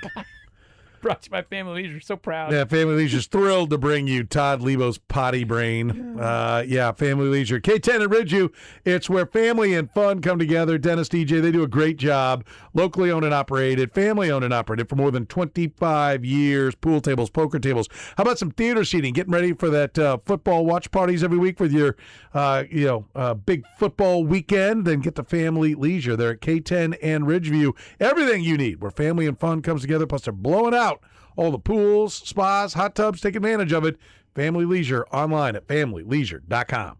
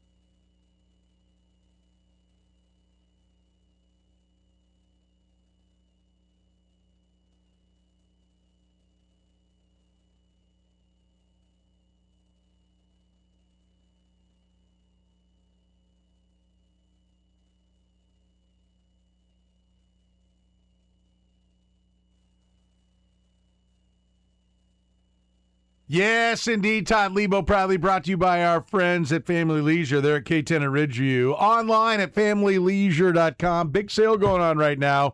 Clearing out the inventory. You could save big right now if you get to Family Leisure online. Like I said, familyleisure.com. K10 and Ridge. You mentioned 810. Save even more, Todd. Save even more. Even more. If you mention 810. We got a great deal on some patio furniture. You will love the deals going on right now at Family Leisure, so go see them. The Dog Days of Summer Sale. You can check it out online at familyleisure.com, whether it's to grab some of those summer blowouts or get ready for watching some Chief games. Absolutely. Hear a little Chief sound, maybe? Talk some defensive backfield, Todd? Absolutely. There's, as a reminder, only one day left. If you didn't make it up to camp, what was the crowd like up there today? Not that big. I think it was all the rain and storms, and it was like 50% chance of rain, I think, and they ended up being outside and didn't have any rain. So, and all the kids at Kansas schools are in school back already, so there's a lot less of the kids kind of going up there. It was a little sparse 2 days ago, and then a little bit today. And tomorrow, it's just the Military Appreciation Day deal, so it'll be a little smaller crowd and quick practice tomorrow. Just Andy and Nick Bolton after the practice. But today, full Monty, assistants, GMs, all that stuff. Assistant GMs, assistant coaches. Everything. Whatever you'd like to have, they had it out there today. But Mansour Delane is finally on the practice field without the yellow jersey on and participating. So he's obviously going to be a topic. This is someone they spent a lot of draft capital on to get, and we just haven't seen much of him because he has not been available to go. But Steve Spagnuolo was asked what he's seen so far from Delane. He's definitely a competitor. And we saw that on tape when we evaluated him. But, like a lot of these young guys, Nick and I were just over there talking about it, sometimes you got to knock some practice habits out of him. I think Mansour is learning that. I think he's embracing it. I think the vets are pushing him toward that. It's unfortunate that he's missed all the time he's missed, but we'll try to get him caught up here. I don't know what will happen with the game. That'll be on Coach Reed. But I'm anxious to get him out there and see what we got. I would love to see the kid play this weekend. I don't know. I mean, when Spag says, we'll see about the game, it's Coach Reed's deal. He's only practiced with pads on for a few days now, a couple. So I don't know if he's going to play or not. Coach will tell us tomorrow, maybe, or be coy about it. But I don't want to read too much into words that he said there, but he said they're kind of getting some practice habits out of his repertoire, and that's hard to do when you didn't practice for almost all of the time. So it's got me a little bit scared, but we're still a long ways from the real game. Scared in the sense that what? Maybe he's got some bad habits that it's going to take him a while to get out of, and they just, if they think, let's say it takes 20 practices to do that, and now they missed on 20 practices already, or you working, but I think the kid is a bright kid, and he's going to work hard. I'm not super scared about it, but I would have rather heard Spags go, oh my gosh, this kid's been great. He's jumped right in. He was hurt, but he's right there. He didn't say that today. He was jogging out to the huddle, Todd. He was going out there watching part of it. He's listening to the calls, and then he jogged back off. Mental reps. I think they've had some nice little battles. I've seen him and Rice, going head-to-head a couple times. We saw a few times today in some of the video I saw Cyrus Allen and him. I mean, listen, he's going to get – it's trial by fire. If you're a cornerback in the NFL, it's a hard job. And he's going to draw some tough assignments. I want to see him on the field as soon as possible in games, though. But if they're a little bit worried that he's got some bad habits, they may not put him out there this week. I don't know. We'll see. Do you think Coach will tell us exactly what's happening tomorrow? I don't know what he'll say. I don't think Pat's going to play at all in the preseason. I think there's a chance Delane goes out there. I would love to see him out there. I think it depends on, is he at a point where what was it? Spagnuolo said it was a shoulder blade. Shoulder blade. If that's, is it 100% healed, or is it just healed to the point where he can't do anything bad to it when you're not going all the way to the ground? Yeah. I think that'll be the question. I think if he's 100% healed, then I think he'll play. My guess is he probably won't play because that's just a guess. So Dave Merritt, the secondary coach, was also asked about Delane. Seeing some of the things that we saw on tape coming out of LSU, a guy who has sticky coverage, and getting them back in pads and seeing that, he can actually tackle people now. Hopefully that's going to show up this weekend. How far behind is he when you miss? He's not behind. I mean, because we go through all the walkthroughs. He's been over there. So it's the mental part that you want to make sure that you keep these guys up on. But as far as the physicalness, I mean, they all have to go through the pass and get out there and get the wind up under them. But as far as the mental, he's right where we need him. Now, listen to Dave Merritt. He's going to play this weekend because he said, we'll see this weekend. We'll see what Coach Reed wants to do, though, because he's the final guy on that. Yeah. I'd like to see him get out in a game. Yeah. At some point. If it's not this week, then play him a little bit in the third one. But this is just such a weird preseason because of Patrick's injury and the fact that they're playing two of these teams who they play in the regular season, and one of them doesn't even travel people to games. I mean, the Rams didn't even bother to send like 15 people. It's just a weird preseason. This is not the way Andy generally does it. And I think you kind of got forced in the last game because of the way the Rams play and Patrick Steele. Well, people have been like, well, why are they playing? One of the main reason why, first of all, don't they play? They've played Seattle like 4 times in like 6 years, right? Preseason, they get them One of the reasons why you keep seeing the same teams is most teams will schedule, like the teams schedule their preseason games. And most teams want to do joint practices leading up to the game. And Andy Reid will not do joint practices. Right. And if you saw the Seahawks and Cowboy fight that was going on. Saints and Cowboys yesterday. Saints and Cowboys, sorry. Saints and Cowboys yesterday. Multiple. Fights all over the place. And that's what Andy's like. I've talked to Andy about that. We're not doing that. We don't even bother to ask him anymore because he said it a long time ago. He's like, all that ends up happening is you end up breaking up fights. Yeah. He wants to get things done in practice. Mm-hmm. And he sees those joint practices as just a complete waste of time and guys going out there and fighting. Now, I think it can be productive. What I think should happen is the NFL refs can get their ass to work, right? If you have joint practices, if you're going to do that, find some then guys or something. You've got enough crews to have 16 games. So 16, that would be 16 different places that they would have to go. 16 crews head out, and they call the practice, so you're getting the feel of the refs. And if they throw you out, you are suspended and fined like it's a regular season game. And all of this crap will stop. But these guys, it's just like back when Big East basketball was a fight in every game. And they went, you walk on the court, you throw a punch, you're out the next game.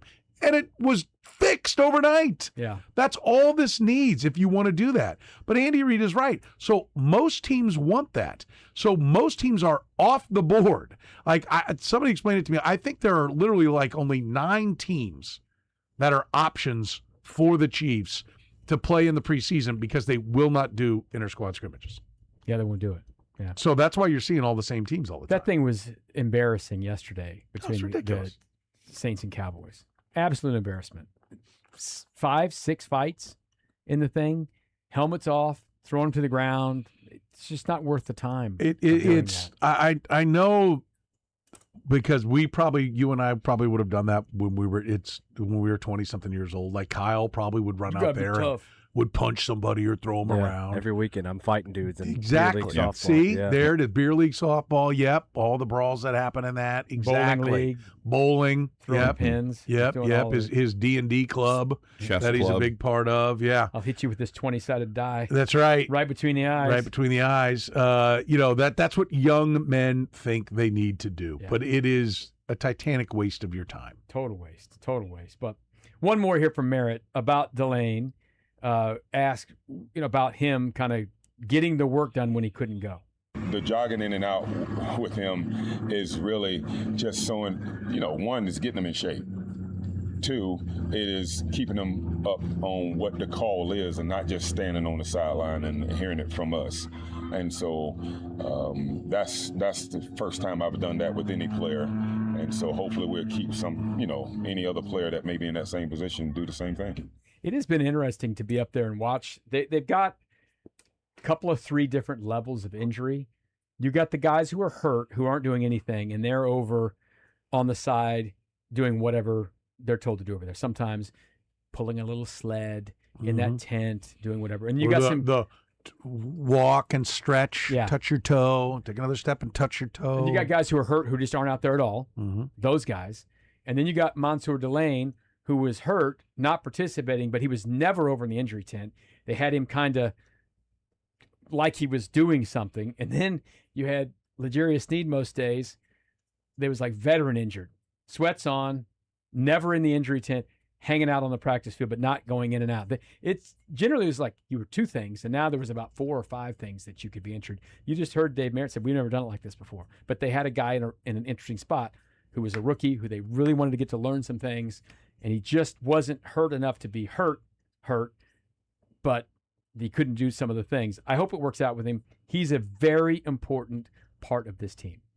We've talked about that multiple times. Well, they got 3 draft picks tied up in him. You have got to hit this one out of the park.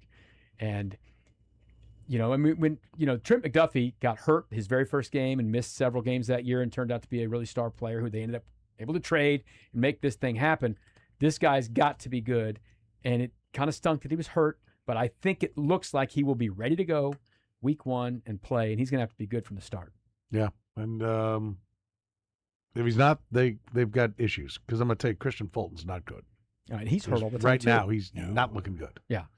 All right, we'll take a break. Come back more with Todd Lebo. Little Lebo Sounds brought to you by our friends at Family Leisure. They're at K10 at Ridgeview, one of the best places you're going to go in Kansas City. Locally owned and operated. If you need some home theater seating, massage chairs, poker tables, game tables, maybe some shuffleboard. How about some foosball, Todd? Foosball, I'm not good at that game. I'm great at foosball. I think in my mind. I'm good at beating people who don't play very often. Yeah. That's what That's what I like. It's all right there. It's at Family Leisure. They're at K10 and Ridgeview. Online at familyleisure.com. The program with Soren Petro. They're not that much dumber than I am, but they're sure as a Dickens not that much smarter than I am either. Weekdays from 2 to 6 on Sports Radio 810 WHB.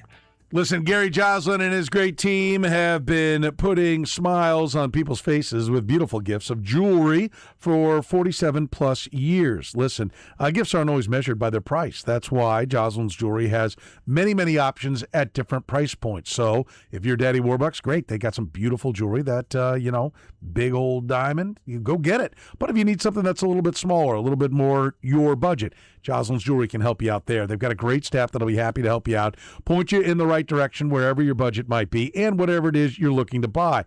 Look, for generations, they've helped Kansas City celebrate engagements, anniversaries, birthdays, life's biggest moments with exceptional jewelry and, again, unmatched personal service. So if you're looking for a birthday gift, maybe it's a birthstone. They've got hundreds to choose from in each and every birthstone. They'll tell you, okay, this date, this is the stone, this is what you're looking for.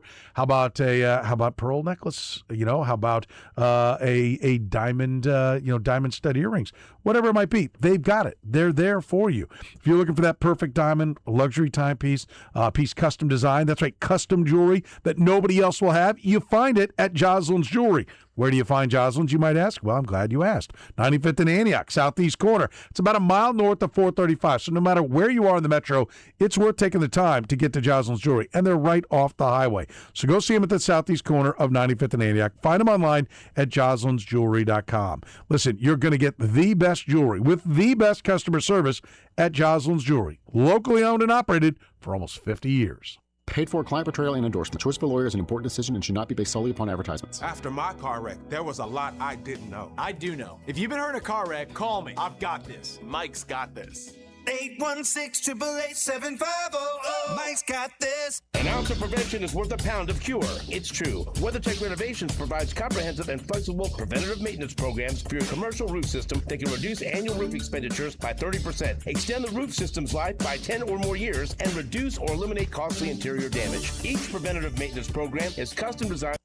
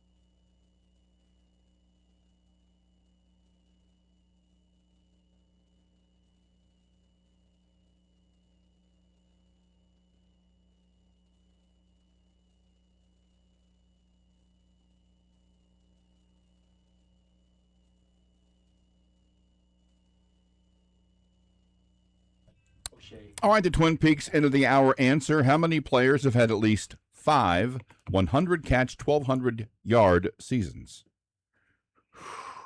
That sounds like something 5 Jerry Rice, obviously. 100 catch seasons. 100 catch with 1,200 yards. Well, Did Jerry Mike Rice Evans would be do there. this? It sounds to me it's like something you went looking after I mentioned Antonio Brown. I think Antonio Brown did it. He did 6 times, all in succession. Randy? No?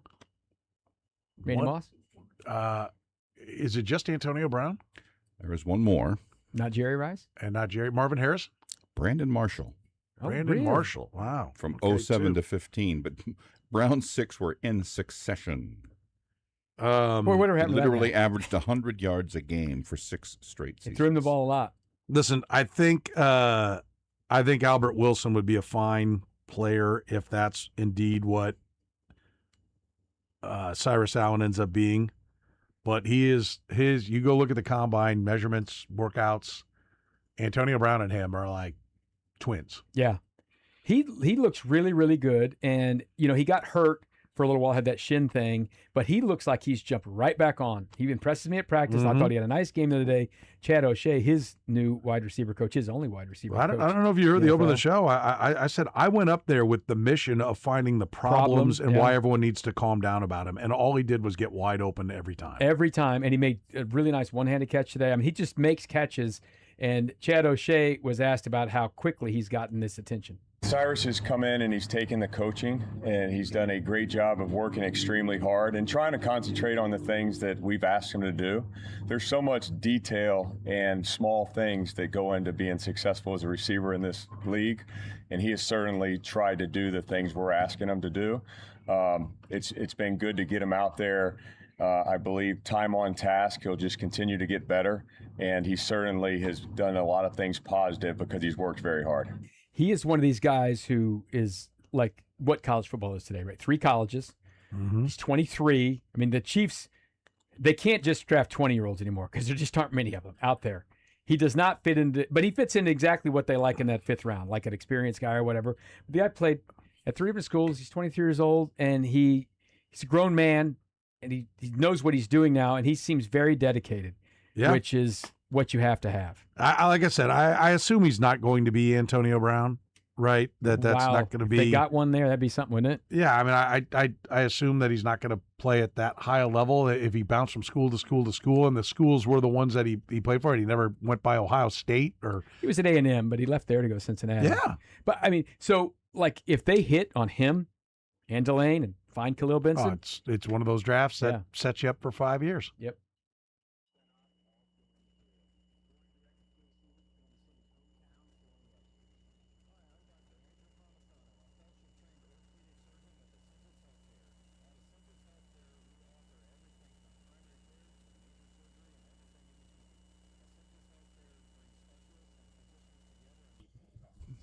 All right, who's the MLB career leader in walk-off hits?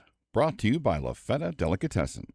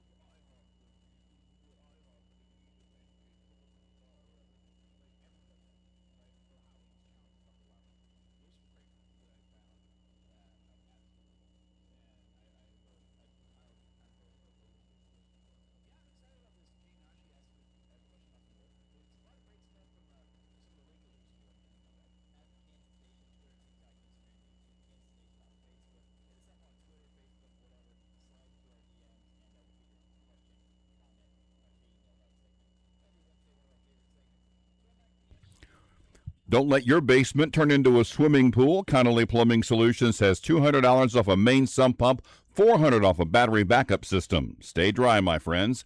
It was one of the highest draft picks they've ever used on a defensive back. What the Chiefs have in Mansour Delane still very much unknown. Coming off a shoulder injury, Delane's been a full go for less than a week. Steve Spagnuolo said he's coming along. Like a lot of these young guys, Nick and I were just over there talking about it. Sometimes you got to knock some practice habits out of him. I think Mansour is learning that. I think he's embracing it.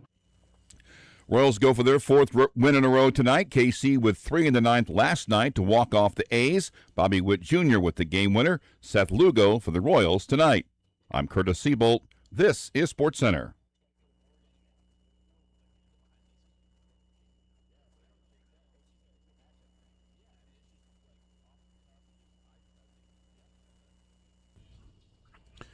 I just figured out that my scorecard sucks. I fixed it on my end, but you guys have crappy scorecards. Yeah, I went into the office and I asked Curtis, "What the hell am I looking at here?" So I just made my own one. Oddly, I didn't even see that. I had my sheets that I did for all three of them a year ago and just changed the criteria. Yeah, I don't know what I was thinking there. That was so I've done it. I've got a better one now that I will send you guys when we get our results. Because mine aren't just records; it's other qualifiers. Other qualifiers, sure. Yeah, that makes sense. Let's see. I'm putting this down. Okay, get that there. Put that there. What we like to do every year, folks, for those of you, for the great unwashed masses that are listening to us right now, we like to go with each of the local college football coaches, and we come up with what we think it would take for the coaches to be one of three things. Like, basically, we turn it into a contract thing. Fired. What do they do this year that gets them fired? And then what do they do that just kicks it down the road? We're not going to do anything. We just go into the next year of the contract. Mm-hmm. And then what do they have to do to get a contract extension? So really all you kind of need is the contract extension and the fired, and everything in between kicks it down the road. Yeah. Right? So that's what we like to do because we find it to be a good exercise. One, it gives us an idea where we think each coach is within their standing and stature within the program. Mm-hmm. How much security do they have? Also is kind of a good litmus test gauge of where we think the program is, what we think it's going to be this year, what we think the expectations are for everybody, and then somewhat of a prediction on where it's going to be. Yeah, so we've put down a marker. See, I did this, Curtis. Now isn't that better? See how I added the coaches now, and strong. I tripled it, Yes, so it nice, makes sense very now. Nice, very nice. And I did it very quickly because I'm quite adroit, adept. Could be with the Excel spreadsheet. So let's begin.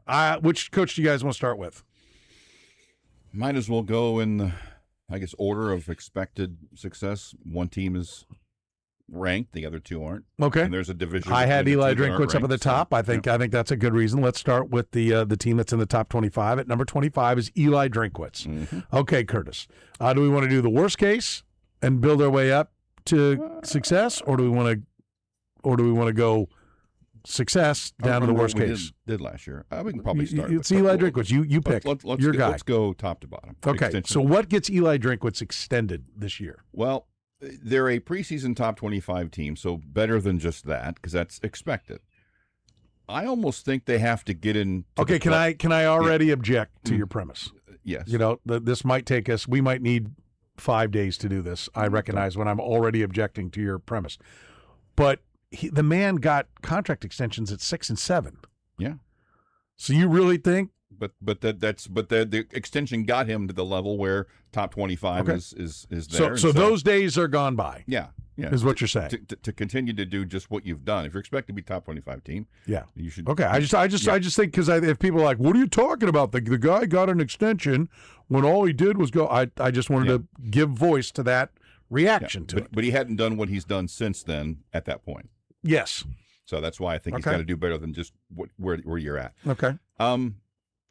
I almost think they have to get into the playoff to get one after this year. The very least, I think they have to beat one of the big 5 teams they play, like one of the top 10, the big dogs, and that's Georgia, Texas, A&M, Ole Miss, Oklahoma. Somebody has to fall. He's 1-10 in his career at Missouri against top 10 teams. The only win was Ohio State in a bowl game. Yeah, in a game in which Marvin Harrison Jr. and half their starters sat. Gary Pinkel was 1-7 in the top 10 teams through his first 6 seasons. So they have to, if they beat one of those, or they have to beat one of those, and I think at the very least, I think getting into the playoff, I think gets it done.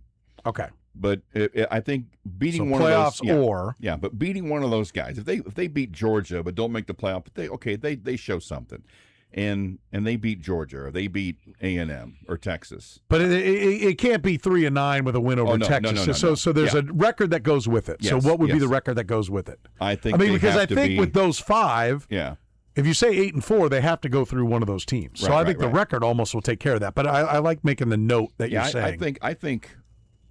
I think to do that, I think not. I want to say 9 with the bowl win, but I think 8 wins, and I think 9-4. Yeah, I don't think 8-5 because 9-4 means they'd be 8-4 with 1 win against one of these teams. Yeah, and then win the bowl game. Yeah, I think it takes that. I don't think 8-5 gets it done. Now there's some hope. There's 2 different generations seemingly, but I looked at Gary Pinkel. I mentioned that Drinkwitz 1-10 against top 10 teams. He's coached 6 seasons at Mizzou. Right. Gary Pinkel's first 6 seasons at Mizzou, he was 1-7 against top 10 teams. That 7th season was 2007, and they were a win away from the championship game. Big 12 in 2007 is not as strong as the SEC is in 2026. So I don't think he'll make maybe that big of a jump. But it didn't look like Gary Pinkel was going to get there until he got there. But he had Chase Daniel, he's had guys, and that's the one issue I think. I think one further note on it. I think Curt Cignetti has been both an inspiration and maybe a nightmare to Eli Drinkwitz. He showed what's possible, but that has to have ratcheted up the pressure for someone. You can't wait 7, 8. See, I get the feeling that if it was really going to happen for Drinkwitz, would it have happened by now? If it was really going to happen, what do you mean by that? To become what Gary Pinkel's team was at its top success level, getting into conference championship games are challenging for him, or one of those teams that plays in New Year's Six games, that makes the playoff, that wasn't around. Missouri's team would have been in the playoff, and probably 4 of those years had it existed back then. But to get to that level where you got to think about them as a team to reckon with, that plays really important games late in the year, and not just a team that is over 500 and gets a bowl game. I think to do that, that's the next step, and usually I can't think of many situations where a guy is at a place this long and doesn't really ever check that box. He has the 1 Cotton Bowl win, but okay. So at the end of the day, 9 wins, or the playoffs, and he gets a contract extension. I think so. Yes. Okay, and then what gets him fired? Right now, there's. I just left the same line I had. There is no scenario that does not include something other than wins or losses, because I don't think he can have as bad a year as it would take for just wins and losses to happen. There'd have to be something else go on. So 0-12 doesn't get him fired. It would, but I think that's impossible. What gets him fired? That's the purpose of the exercise. We did the same answer I used last year. Yeah, but you I know you said which was off the field. There was a point where we all agreed that they could go 0-12 and they wouldn't get fired. Now you're telling me, I know it's not a prediction. It's what would get him fired. I'll say 3 wins. I think 3 and 9. I think even a 4-win season. See, I don't even think 3 wins. Really? No, I think he's back. I wouldn't mind if you said there's no way that Eli Drinkwitz, if he goes 0-12. Yeah. Okay, which I agree. Is definitely not going to happen with their putsy schedule. right? Their Putsy non-con schedule, their conference schedule is very tough, and even Kansas is fairly legit. Yeah. So I shouldn't say Putsy, but the other ones they're going to win. They're going to win the other ones, and so for me, I think just I'll go on the fired part. I think it's either scandal or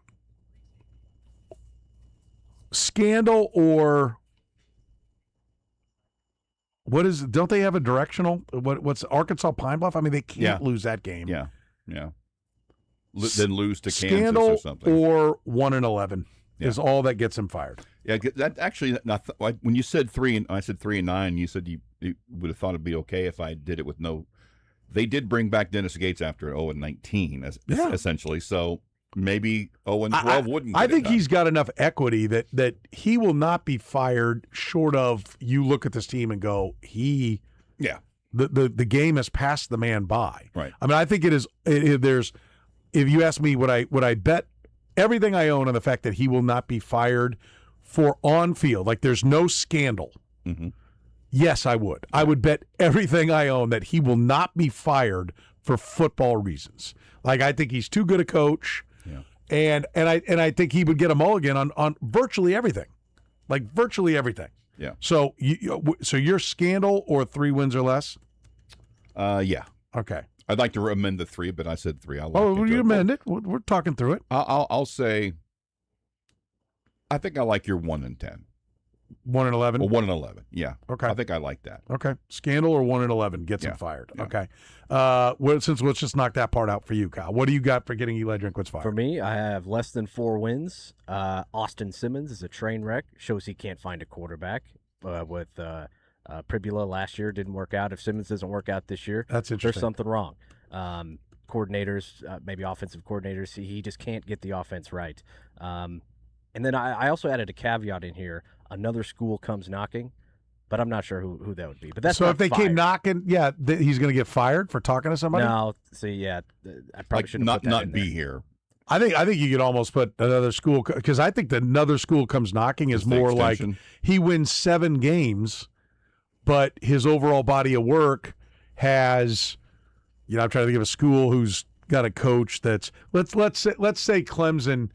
Let's say Dabo Swinney's like, I'm sick of this and I'm out. Yeah. And Clemson starts looking for a coach. I don't know that Clemson's going to go after get Lane Kiffin or Lincoln Riley. I think people will be like, I don't know what the ACC is going to be in 4 years. Yeah. And so I think you could come down to where you get to, like, let's say Dave Doran wins 9 games at NC State. He always seems to be like, oh, we're happy with him. Let's give him an extension. And then it's like, well, he went 5-7 or 6-6 or 7-5, and everyone at NC State's pissed. So I could see Dave Doran being like, I'll go there, and then being like, okay, that's what he did at NC State. He'll be better with us at Clemson.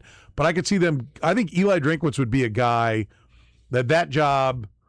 They might be like, what's Eli at now? 9? Like they could be like, we got to get somebody. Here's 12, and Missouri go, all right, this is ridiculous. Yeah. Like we're not. 9 is enough. They go Gene Taylor, pat you on the back. Good luck. I think Missouri has the money, and I can see the case where if he wins 9 games here, why would you leave Missouri? Yeah. For Clemson. But if you win 7 games and Clemson's willing to give you that money, and Missouri's spent all year, he goes 7-5, he loses to all 5 of the big boys and bad, but he beats all the pushovers and narrowly beats Kansas because that's what he's got to do to get to 7, or if one of the 5 plays way down, like Texas is a disaster. He barely beats them and loses to Kansas. Yeah. But comes home 7-5, and then Clemson's offering him money. Like that's the scenario that I see. Interesting. That would have to happen. Which, by the way, I think is completely unlikely. You're right. All the factors that go into That's why we're doing the exercise. Which is why we go through the exercise of like Eli Drinkwitz is going to be the head football coach of Missouri next year. Yes. There's almost we all agree there's almost no way No. that he's not the head football coach next year. But a lot of that is in the kick it down the road. Yes, category. I've got a few things. Like that's getting wider and wider. Yes, because it's taking up way and way much more of the room. Because I'll go back to what you said initially. I do think it is harder for him to just get the auto extension. He's going to need someone to offer him. Yeah. And if he's not offered, if it's just off pure performance, I'll weigh in. I think it's got to be. I think he's got to go 10 wins without a playoff or a playoff. and he's in. That's what I think gets him extended. Yeah. If he goes 9-3, narrowly misses the playoffs, wins a bowl game, he gets extended again. Because I think there'll be rumors about somebody being interested in him somewhere, and so they'll be like, "Here's another extension." And it may be just another year added on, or 2 years with a marginal raise, more money for his assistants, or more guarantees on a roster, what have you. I think that would get him. I think that would get him the extension. What gets him extended in your mind? So I've also got double-digit wins. I've got a top 6 SEC finish and/or college football playoff appearance. He's got to do all those things or any one of those things? Any one. Double-digit wins. And I think if you finish top 5 in the SEC, you're likely a double-digit top 6, winner. you said? Top 6. Top 6 That's in the SEC. Some of the SEC teams got in the playoff last year. And then, or what was the last one? I have or college playoffs? football playoff appearance, yeah. Okay, or college football playoff. Okay. And then what do you, Curtis, you said you had some notes on kicking it down the road? Yeah, I think anything in between, quarterback doesn't hit, no wins over the big teams. If this year looks like last year, I think the can gets kicked down the road, but I think he gets kicked closer to a season where you could see that what gets him fired starts to expand a little bit. Well, there's no doubt if he has a disappointing year. I think we all, if he goes 5-7, he's not fired. No. Especially if it's like, well, he didn't get the right quarterback. Like, yeah, we'll just keep talking about it. He hasn't nailed it at quarterback yet, but he'll be back. But I do think then the heat gets turned up next year. Yeah. But then next year we'll gauge it next year. But for right now, but he's not going anywhere. He'd have to figure out, okay, why can I can't find the quarterback in the NIL or in the transfer portal because I've failed at that. Because if they go 5-7, it's because Austin Simmons isn't very good, or he gets hurt, I guess is possible, and they can't find a way to get any of the highly recruited guys they've got. If Matt Zollers, why are you going after quarterbacks like that if they can't get on the field and/or aren't good enough? He's the polar opposite of Gary Pinkel at the most important position. If he ever got that figured out, look out, because they're going to be hell on wheels because he gets everything else figured out. It's just. As someone who's rooted for Missouri my entire life, it's just mind-numbing to me that they can't get that thing solved. Yeah, I hear you. It's so weird.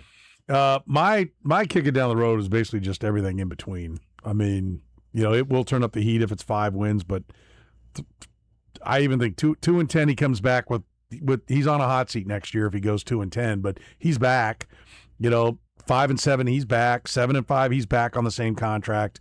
I think it might not even take 10 wins. Like I said, it depends on who comes calling. But if just without somebody having to fend off somebody, I think 10 wins, no playoffs or a playoff, he gets a contract extension again. It's the standard operating procedure for the SEC. The interest from another school is to the extension part as the off the field is to the fired part. All right, we still got Lance Leipold and Colin Klein. We're setting the bar, what the expectations are for these coaches, what gets them extended, what gets them fired, what just kicks their contract down the road. We're doing it right here in the program.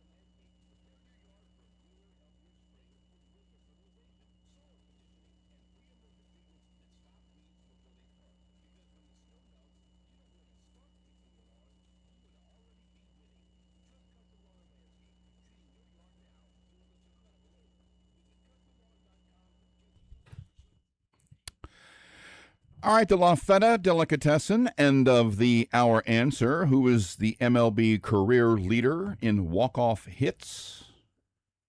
Bobby Witt Jr.'s last night. I think it's his 5th walk-off hit. Number's 26. I don't even know where to begin. Frank Robinson. I should have started with one of your favorites. No, well, that wasn't why I used it. I was happy to see it pop up. I just used it because of Bobby. It was Bobby. 5 other hitters have had at least 20. Dusty Baker. That's interesting. Yeah. Andre Dawson, Tony Perez, David Ortiz, and Albert Pujols. George Brett, only 13 in his career. Probably pitched around him a lot in those situations. Probably an element of that, for sure. Because he's tied with Wally Pipp. 13. 13. Wally Pipp is a better player than people. Yeah, people think often Wally Pipp sucked because Lou Gehrig took his job. He was but the first he did Yankee not. to lead the American League in home runs. He was? Yeah, he did it with like 14 or something like that. But like before Babe Ruth took it, the record was like 18 or something before he started clocking the ball because it was the dead ball era. La Feta Italian Delicatessen. Nothing dead at La Feta. Nope. The best sandwiches, you're going to get them at La Feta Italian Delicatessen, 143rd and Metcalf Southeast corner, coming very soon to Corinth and Prairie Village as well. Their second location already on the way, voted the number 2 new restaurant by the Kansas City Star. Go get you some great sandwiches. You want to do some catering. Their charcuterie boards are great. All kinds of great imported treats as well that you can get at La Feta, 143rd and Metcalf. Find them online at lafetadeli.com. And if you're getting a sandwich, get you off to the side, get you a little pasta salad. Yes, you're a big fan. You'll be happy because all the sandwich is so big. And you go to the fridge later and you realize, oh, yeah, the pasta salad's still in there. The Lance Leipold is next on our list. You, Kyle, as the KU guy, will do the honors. What gets Lance Leipold an extension? An extension, he wins 7 games and wins a bowl game. Because that tells me... Would that be... So 6-6 with a bowl win to go to 7-6 gets it done, or no, 8-5 with a bowl win? Let's do 8-5. Okay. Yeah, let's do 8-5 with the bowl game. Okay. That tells me that without Jalen Daniels, he was able to figure out a quarterback situation. Let me ask you this: would 8-4 with a bowl loss get it done? Is it 8 wins? I think so. Okay, so 8-5 or better. Yeah, because we've had back-to-back years, 5-7, 5-7, no bowl game appearance. In 22 and 20 and in 22, 6-7 with a bowl game win, or a bowl game appearance, and then 23, 9 wins in a guaranteed rate bowl win. Have not seen the bowl in a couple of years now, so I think bringing back Kotelnicki, he gets the offense a little bit figured out. Shows me he's still got it. Where are you at on the extension for Lance Leipold? I'm about the same spot he is. Offense comes together. Ballard is legit in the Kotelnicki offense that would make the second quarterback, as Cal mentioned. I have winning record, bowl game. Or just legit quarterback. It doesn't have to be Ballard. It could be the other kid, right? Yeah, whoever, could be Isaiah Marshall. Yeah, whoever is. That would be his second, because that is such a variable in that he's got Andy Kotelnicki back, but who knows who's playing quarterback and or how good they'll be. If they're successful, it would largely be because whoever's there clicks with this offense, and that gives you the feeling, okay, if he can get, he's found another one, they've operated another one, so we kind of like this. But I had winning record, bowl game, might take a bowl game win, but I do like the 8-5.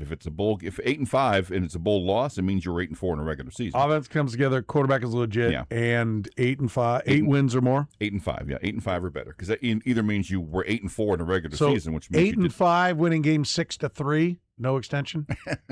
just to give the complete ridiculous hypothetical. Yes, like I just want to be clear that the being good offensively and the quarterback being good is essential to. Well, I that's just the quarterback thing is more of a talking point, I think, because that leads to the winning record. I think it's 8-5, but if that happens, it's going to be because the offense comes together, and they'll look at that and think, all right, he's got this. He's kind of got this figured out. I'm going to put that in parentheses. And quarterback is legit, so I'll put it in parentheses. Yeah. On the route you think it's going to take to get there, but it's really 8-5 or better. Yeah.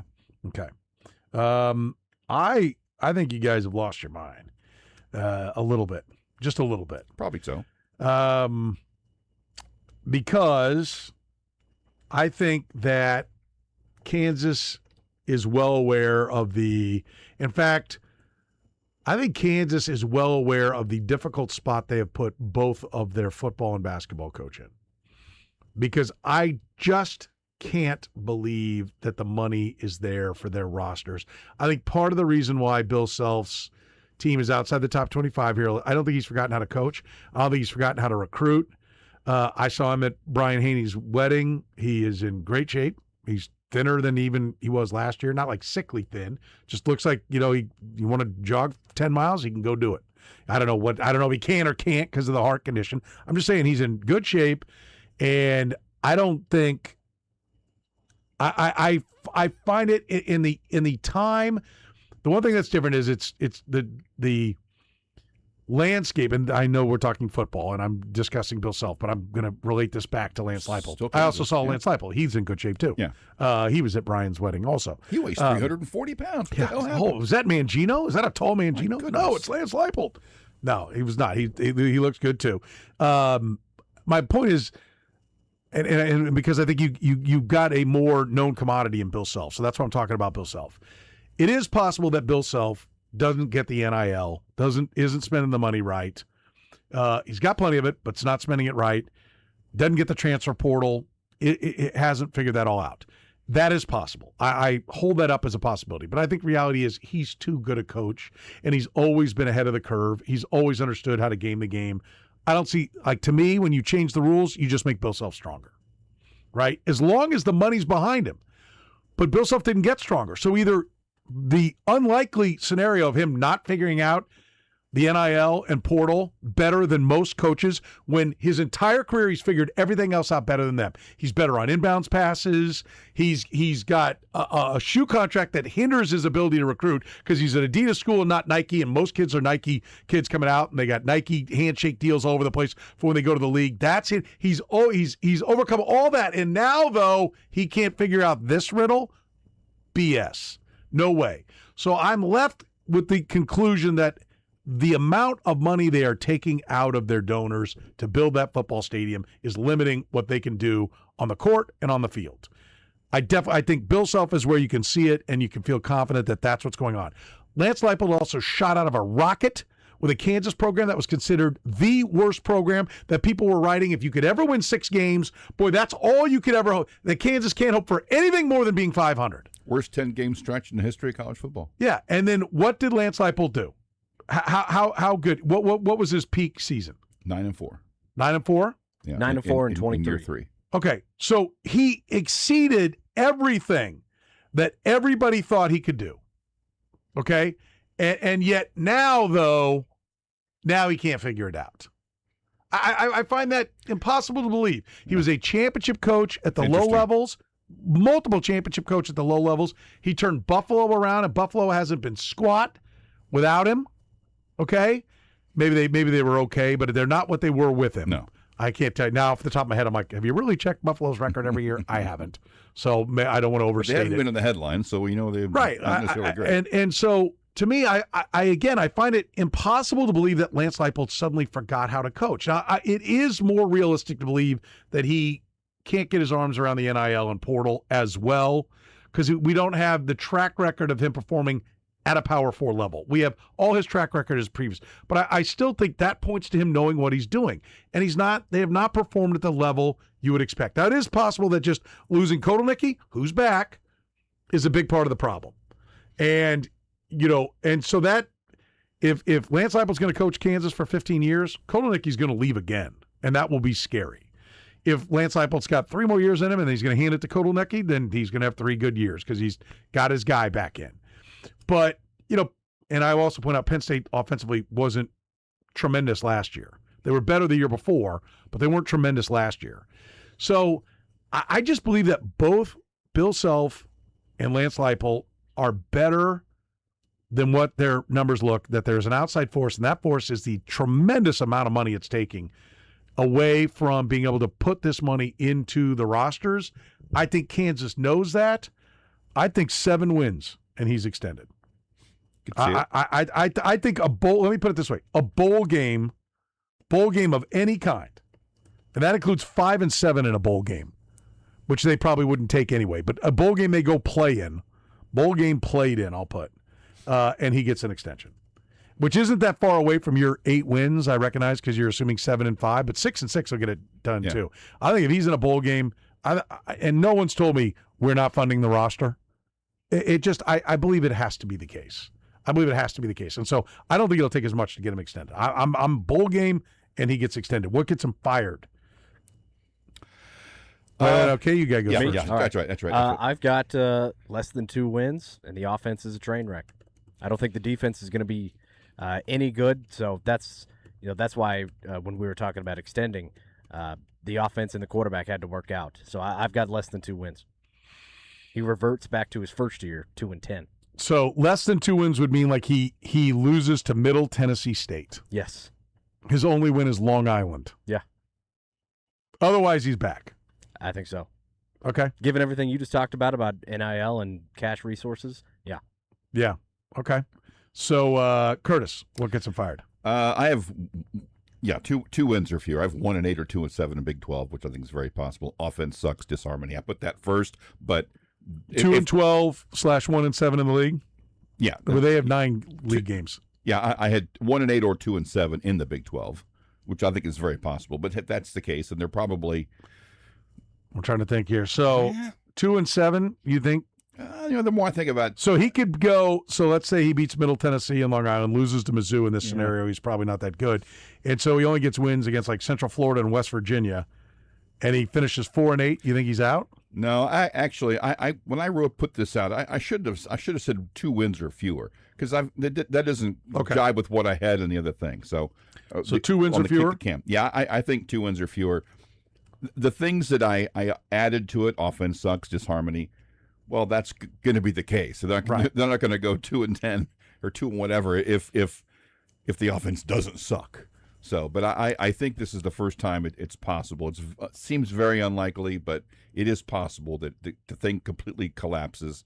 They can't. The quarterback's awful and it falls apart, and they win 2 games. But I don't expect it. I do think 2 wins or fewer. I do think that there is. Well, I believe that they understand that it's not been an easy go. And let's also point out that he's played in a half a stadium last year and another one with construction going on and playing games outside of Lawrence. I don't know how much it screws up like practicing. Yeah, he had a whole year where they didn't play any games in Lawrence. I mean, I think they appreciate really competitive when they lost a lot of those games. I think Lance Leipold's been an absolute soldier for Kansas. I mean, because he has dealt with a lot from the being hired late. I mean, he had about 1 year of normalcy. Yes.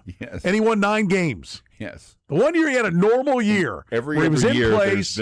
He won 9 games. Yeah. To say, okay, here you are. You have a full team. You've had an entire year to put this team together. You're playing in a regular stadium with no problems. But that all being said, I do think that they want to see a certain level, that there is a bar. And so I think if all he does is beat Middle Tennessee State and Long Island and he loses to everybody else, I think he's out. Yeah. But I think if he wins 1 game, let's say he beats Central Florida, Middle Tennessee State, and Long Island, he will go into next year being make or break. But he will go into next year. Also, I don't know what his buyout is right now, but I don't know that Kansas wants to be buying anybody out. No. Like you got boosters paying to build things. Oh, and by the way, I need $9 million to buy him out. Like so, we might be absolute morons. 0-12 may bring him back. I mean, because they're just not going to buy him out. No. So that's I think 2 wins or fewer. I do think they need to show progress. All right, Colin Klein, last on the list, newest. They're going to be tough to get Colin Klein fired in 1 year, but I'm intrigued. Mm-hmm. I'm intrigued by what you might come up with that would get Colin Klein fired in 1 year. We'll do that. We're not doing the kick of the can. We kick the can. Well, I mean, kicking the can's everything in between, that's really. True. That's true. I mean, you have a note for it? No, I just have 4 to 6. Basically maintaining the bleh, but not blech. I also added 4 wins with only 1 coming in the Big 12 might move it down to the next year. Okay. Yeah, but that's still next year. That's still next year. Still back. Yeah. All right, we'll get to Colin Klein next here in the program.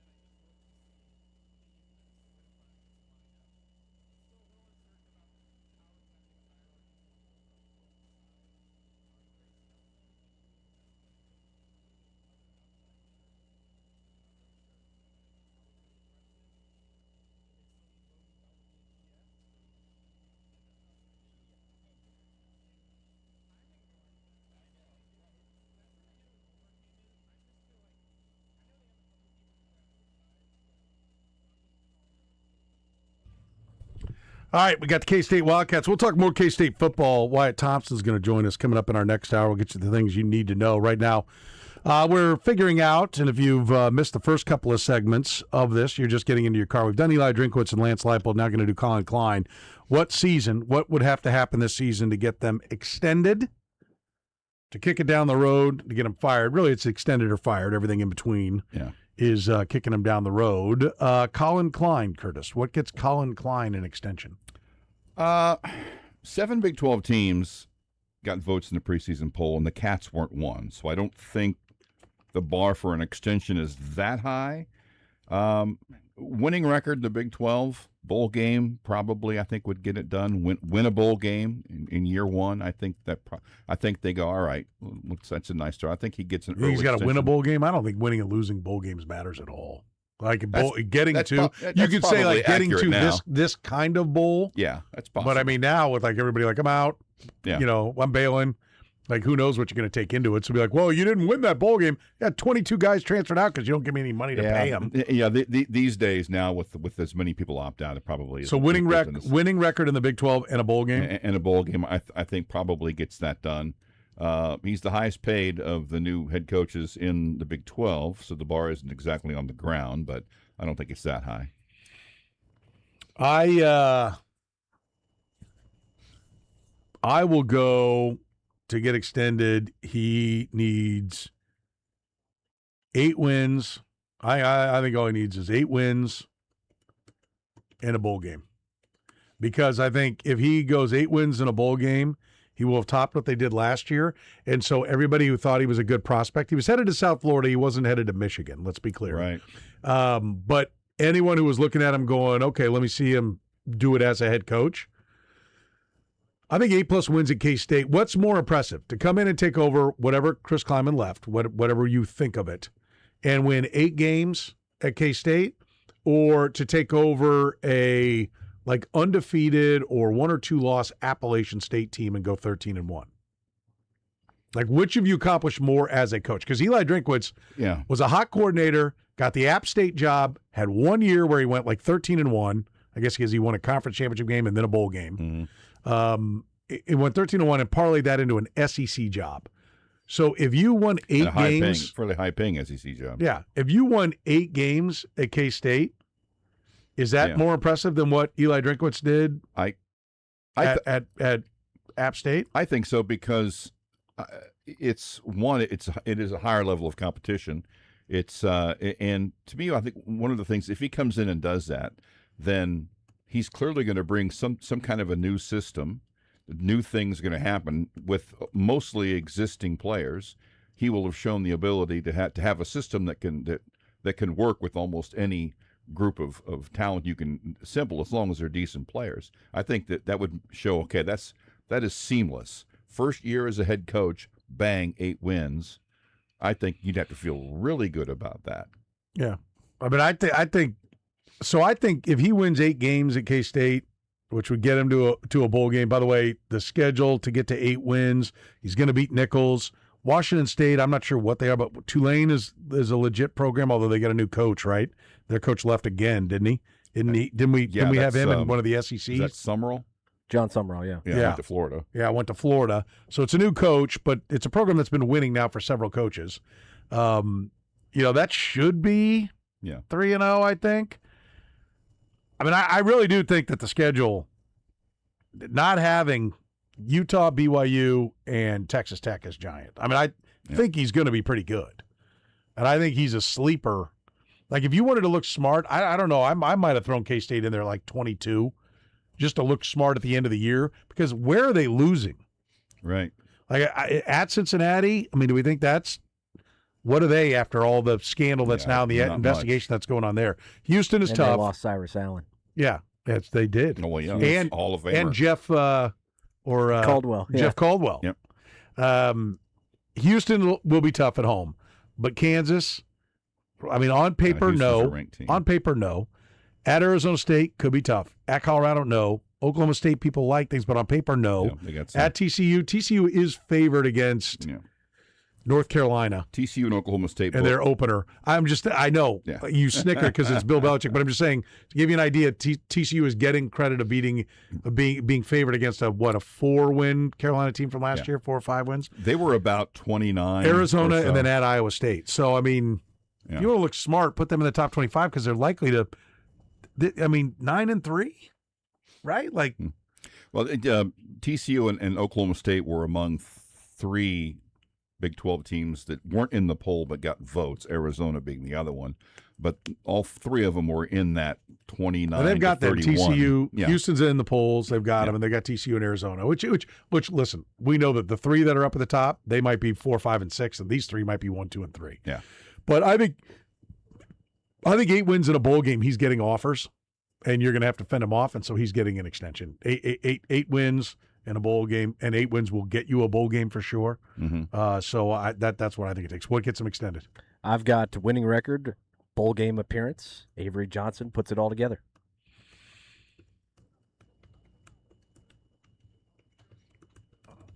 And Avery Johnson puts it all together. I've got a run-on sentence here, but I'll do my editing later. Yeah, I know.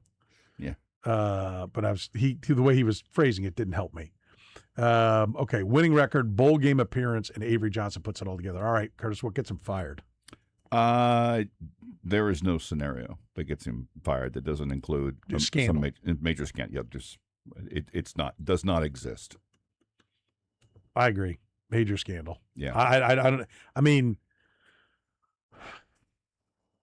like those. I don't even want to say like he's got to win one game because like Nichols, like those upsets have happened. They've happened to K-State. They happened to Bill Snyder.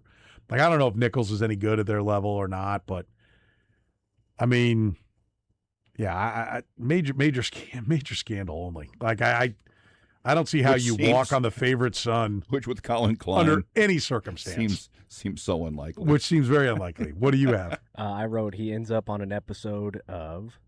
He does something where they. So major scandal. Yes, major scandal. I mean, or he one-ups Dion's and tries to take people's phones at games. I don't know. I mean, yeah, I don't see the scenario on the football field. Yeah, of all the new head coaches in Division I college football, I think I'd put him at the bottom of the list of likely one-year firings, and I think that probably hangs around for a couple more years. It's really hard for me to imagine Mizzou gave two years, right? They fired the basketball coach. No, he went 3 years. 3 years? Yes. Yeah. Despite winning only 8 games in the conference in those 3 years.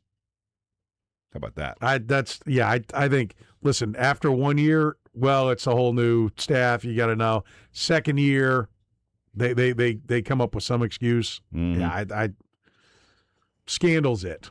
That's the only thing that gets Colin Klein fired. But I do think that if I'm K-State, I know a lot of K-Staters think like we don't have to worry about a coach. He's never going anywhere. I think people will offer. And if what he wants to do is win a national championship, if his lifelong aspiration, and I don't care what he says in interviews. Don't tell me, well, in this interview he said, I don't care about that. You don't know. He doesn't say these things publicly. Only the closest people to him would know. If what he really wants to do is win a national championship, then I believe if he's good, he'll leave one day. If all he ever wanted to do was coach K-State, then you got a chance that this is your guy for a long, long time.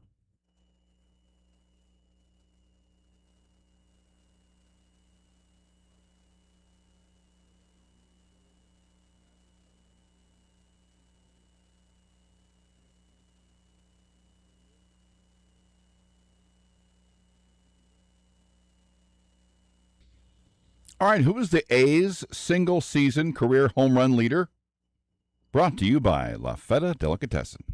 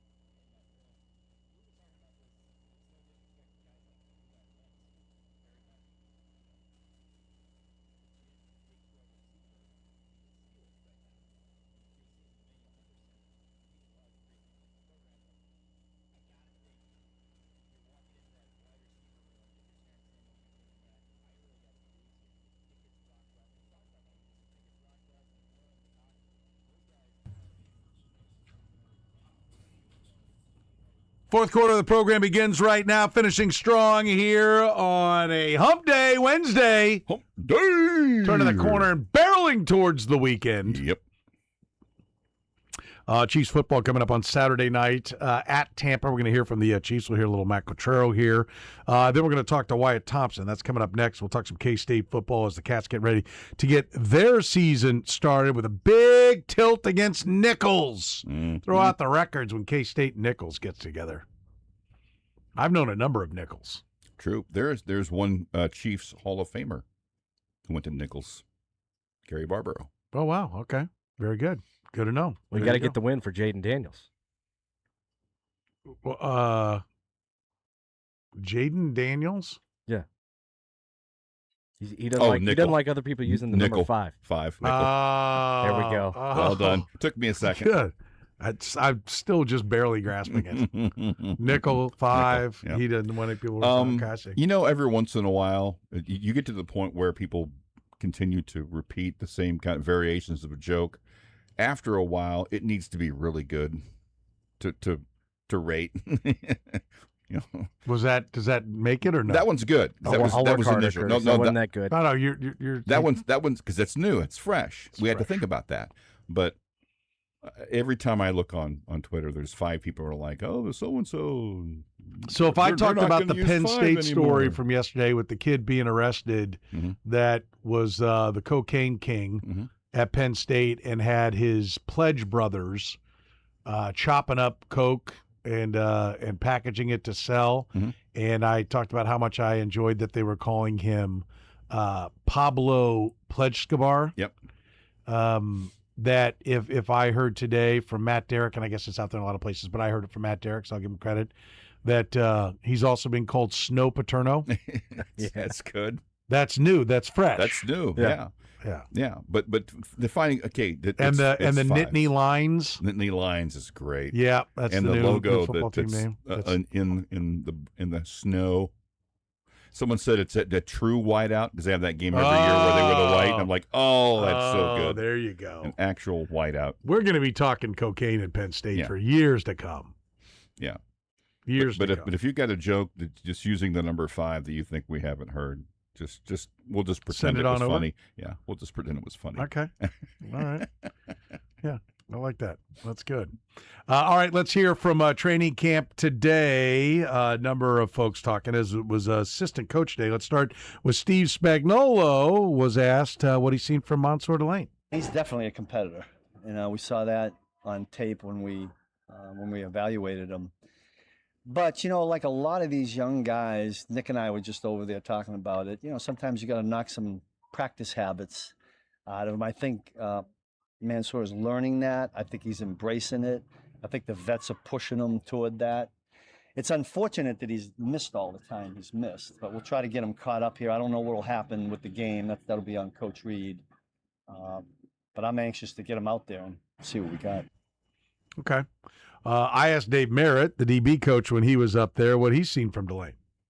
Seeing some of the things that we saw on tape coming out of LSU, guy who has sticky coverage, and getting them back in pass and seeing that, he can actually tackle people now. Hopefully that's going to show up this weekend. How far behind is he when you miss perfect? He's not behind. I mean, because we go through all the walkthroughs. He's been over there. So it's the mental part that you want to make sure that you keep these guys up on. But as far as the physicalness, I mean, they all have to go through the pass and get out there and get the wind up under him. But as far as the mental, he's right where we need him. It's good. That's good. I mean, when you hear that from Dave Merritt, I do want to point out Dave Merritt last year, I think referencing Noel Williams, made a comment to the effect of when you're playing only one position, you need to get it figured out. Yeah. So, Dave Merritt is not a guy that just throws flowers. And so the fact that he's saying Mansour Delane's up to speed is, I think, a positive because I don't think he's afraid to kind of call a guy out and show him for being not up to speed. He's as forthcoming as I can remember any coach being about somebody. He'll just flat out say he's struggling to get it. Yeah. Didn't say that.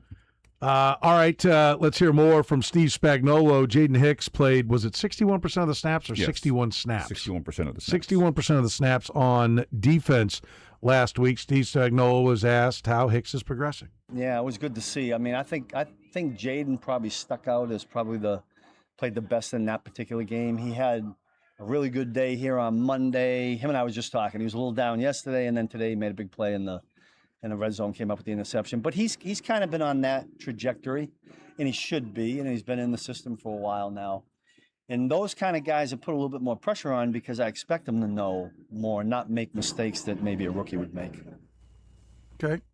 And Hicks was a guy that Steve Spagnuolo has been critical of in his own way, not, this guy sucks, nothing like that, but just like, he's got some calls he missed. Yep. He's been frank about it, and so and I think you heard part of that at the end of that answer. Yeah. I mean, he should be. Is what he said. I think he feels like. I think the hope is that Jaden Hicks has gotten to where Steve Spagnuolo feels like he ought to be because we see the physical gifts. Yes. He's a big hitter. He's a good big kid for safety. I mean, he could be a valuable piece if Steve Spagnuolo can trust him to handle all the defense. But you can't have a safety that makes mistakes because safety mistakes become touchdowns. That's right. I mentioned the 61% of the defensive snaps. I asked Merritt about Hicks' snap count and what was the plan. Jaden Hicks needed to play. We were not going to play some of the other guys a lot, and he showed up and played well. I think, as we all saw, he played fast. He was hitting people from sideline to sideline. So it was a good thing to see him out there perform. He needs to do it again. You don't want to be a one-hit wonder. That's probably one of the songs I made 30 years ago. You guys didn't even hear about it, did you? All right, I was a one-hit wonder. So, but anyway, no, he did well, and so hopefully he'll continue to ascend and do what we want him to do. Okay. Start stacking them. Yep. Start stacking them. No, Dave Merritt wasn't a singer. I was referring to his short NFL career. he played for 3 years with the Dolphins and Cardinals. I think that's what he's referring to.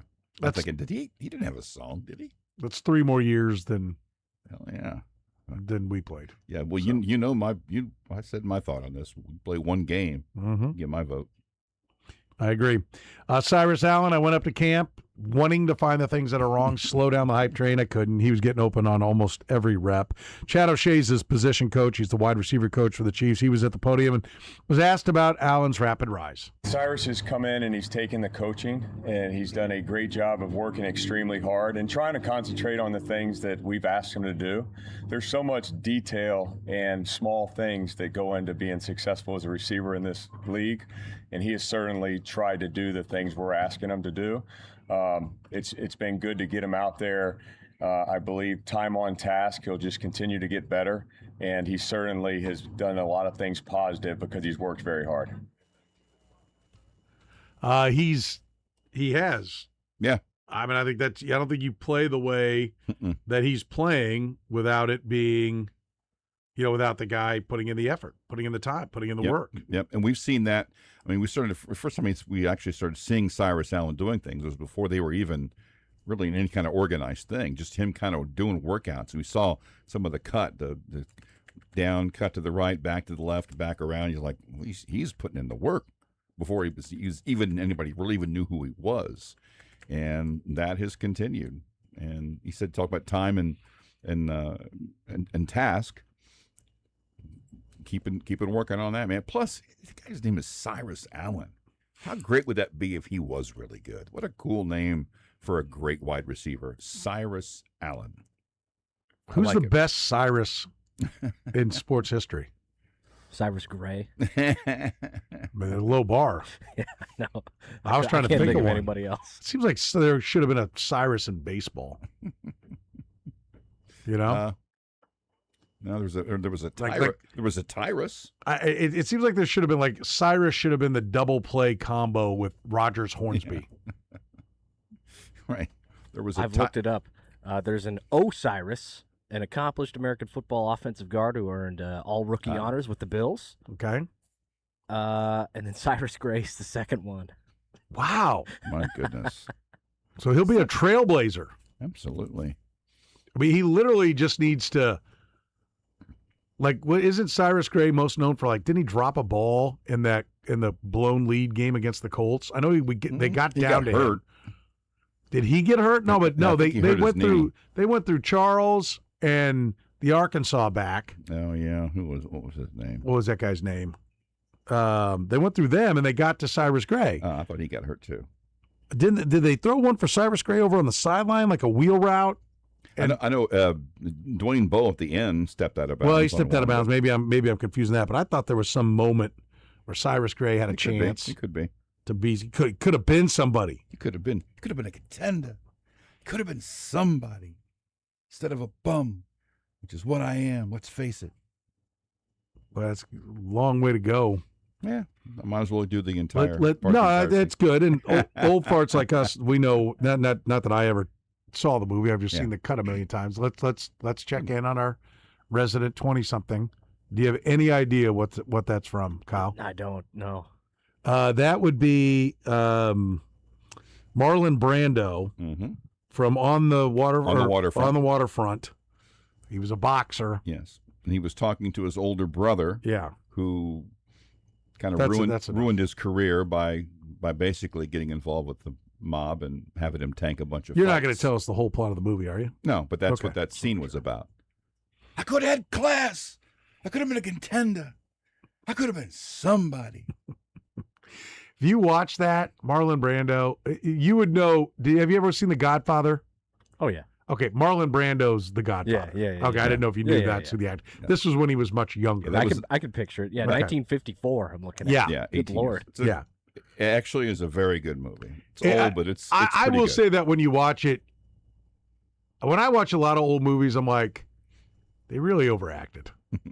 He really doesn't. I overdid his line there. He doesn't. No. I've seen the thing. Yeah. I do think there's a bit of like they overdo it. In all old movies. Yeah. I didn't think he did in that Mickey scene. But Rourke. Have you ever seen a Mickey Rourke movie? You're like, good Lord. Yeah. He was one of America's best actors. Didn't he win Best Actor at one point? He was up for it. I don't know if he did or not. Maybe in The Wrestler. No. I got the wrong one. I know. I mean, is that Mickey Rourke? Who was the one, the old guy, Rourke? Or was it Mickey, Mickey Rooney? Mickey Rooney, that's what I was yeah. thinking. Mickey Rooney. That's he what was. I was thinking. My dad used to joke him and Judy. Let's put on a show. Mickey Rourke is just weird. But every movie was about him and Judy Garland needing to raise money for some orphanage. Let's put on a show. It was just a reason to. It was actually a punchline between my dad and I. Oh, Mickey Rooney, is he going to put on a show?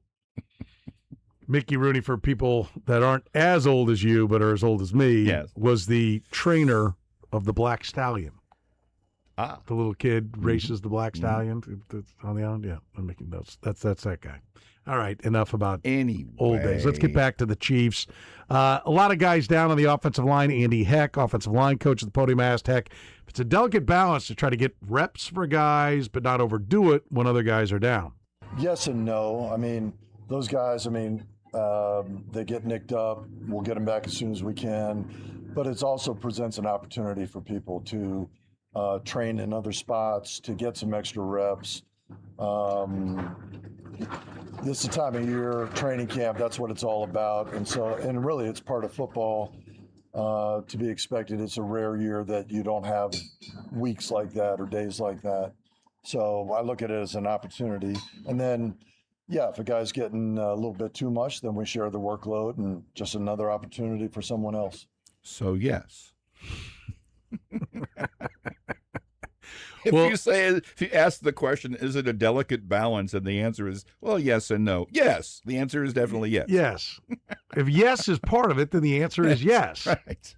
So an opportunity for somebody else to step up and I know. That's what he meant. But you have less guys.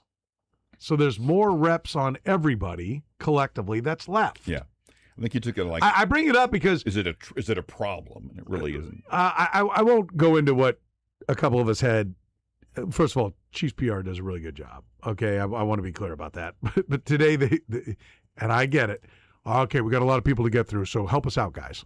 That's what we got. And I was like, well, maybe don't have a minute and a half instruction meeting with each guy individually in between each one.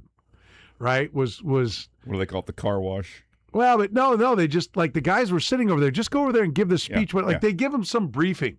Yeah. Like, I don't know what it is. Like, listen, don't talk about this and don't talk about, like, I don't know if Andy's giving them bullet points. Make sure you tell the guys, don't say this.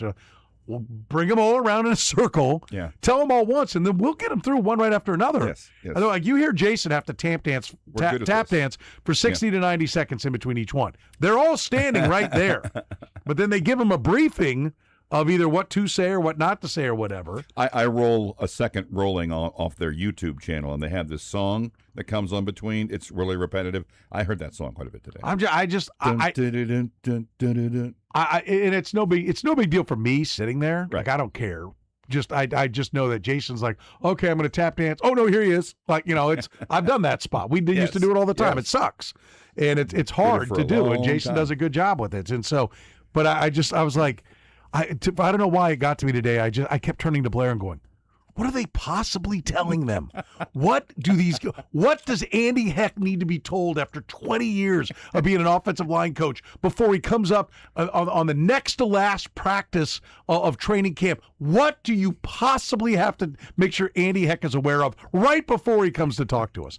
And I'm sure there's something. I'm sure there is something. Yeah. And it's not a big deal. I want to stress that it's not a big deal. And I'm not mad at all. So I don't want anyone to go, you've got a big extra grind. I don't. They do a wonderful job up there. I appreciate the job. Chiefs PR does a wonderful job up there.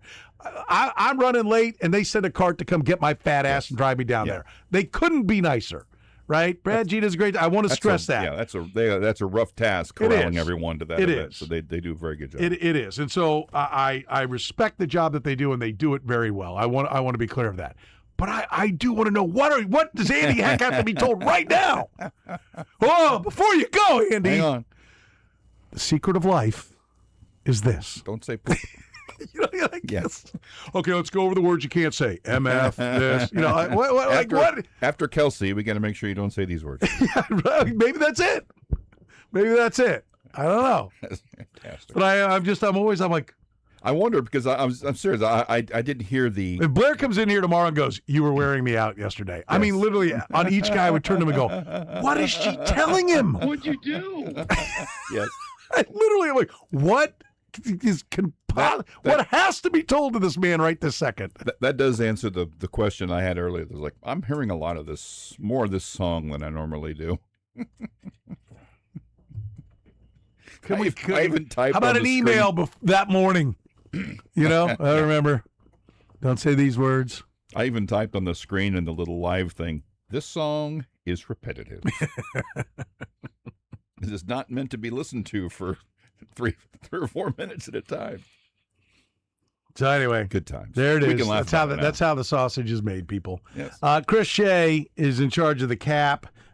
He thinks he'll be able to carve some cap room. He's assistant general manager, by the way, and kind of the capologist now. He says he thinks he'll be able to carve out some cap room. We feel good about where we're at. Obviously, the rules change a little bit when the season starts. Certain things come onto the cap that aren't there now. We have a plan to create ample space for us to be able to operate with those charges that come on and create some flexibility. We have lots of avenues to create more flexibility and more cap space. We may take advantage of some or all in the next few weeks, but we certainly have the ability and likely will create some cap space to get us into the regular season. Okay. So they've got some mechanisms. That means probably renegotiating a deal, pushing something from, roster bonus to signing bonus and that kind of thing. To have that cap space, I asked Chris Shea about how often something comes up, that surprises you. I know that they plan for every possible scenario. And I said this in the question. I get that.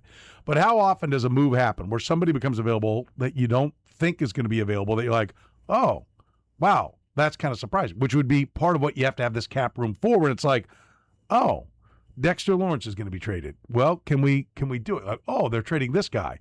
How often that actually happens? Having done this for a long time, I think more than you'd think.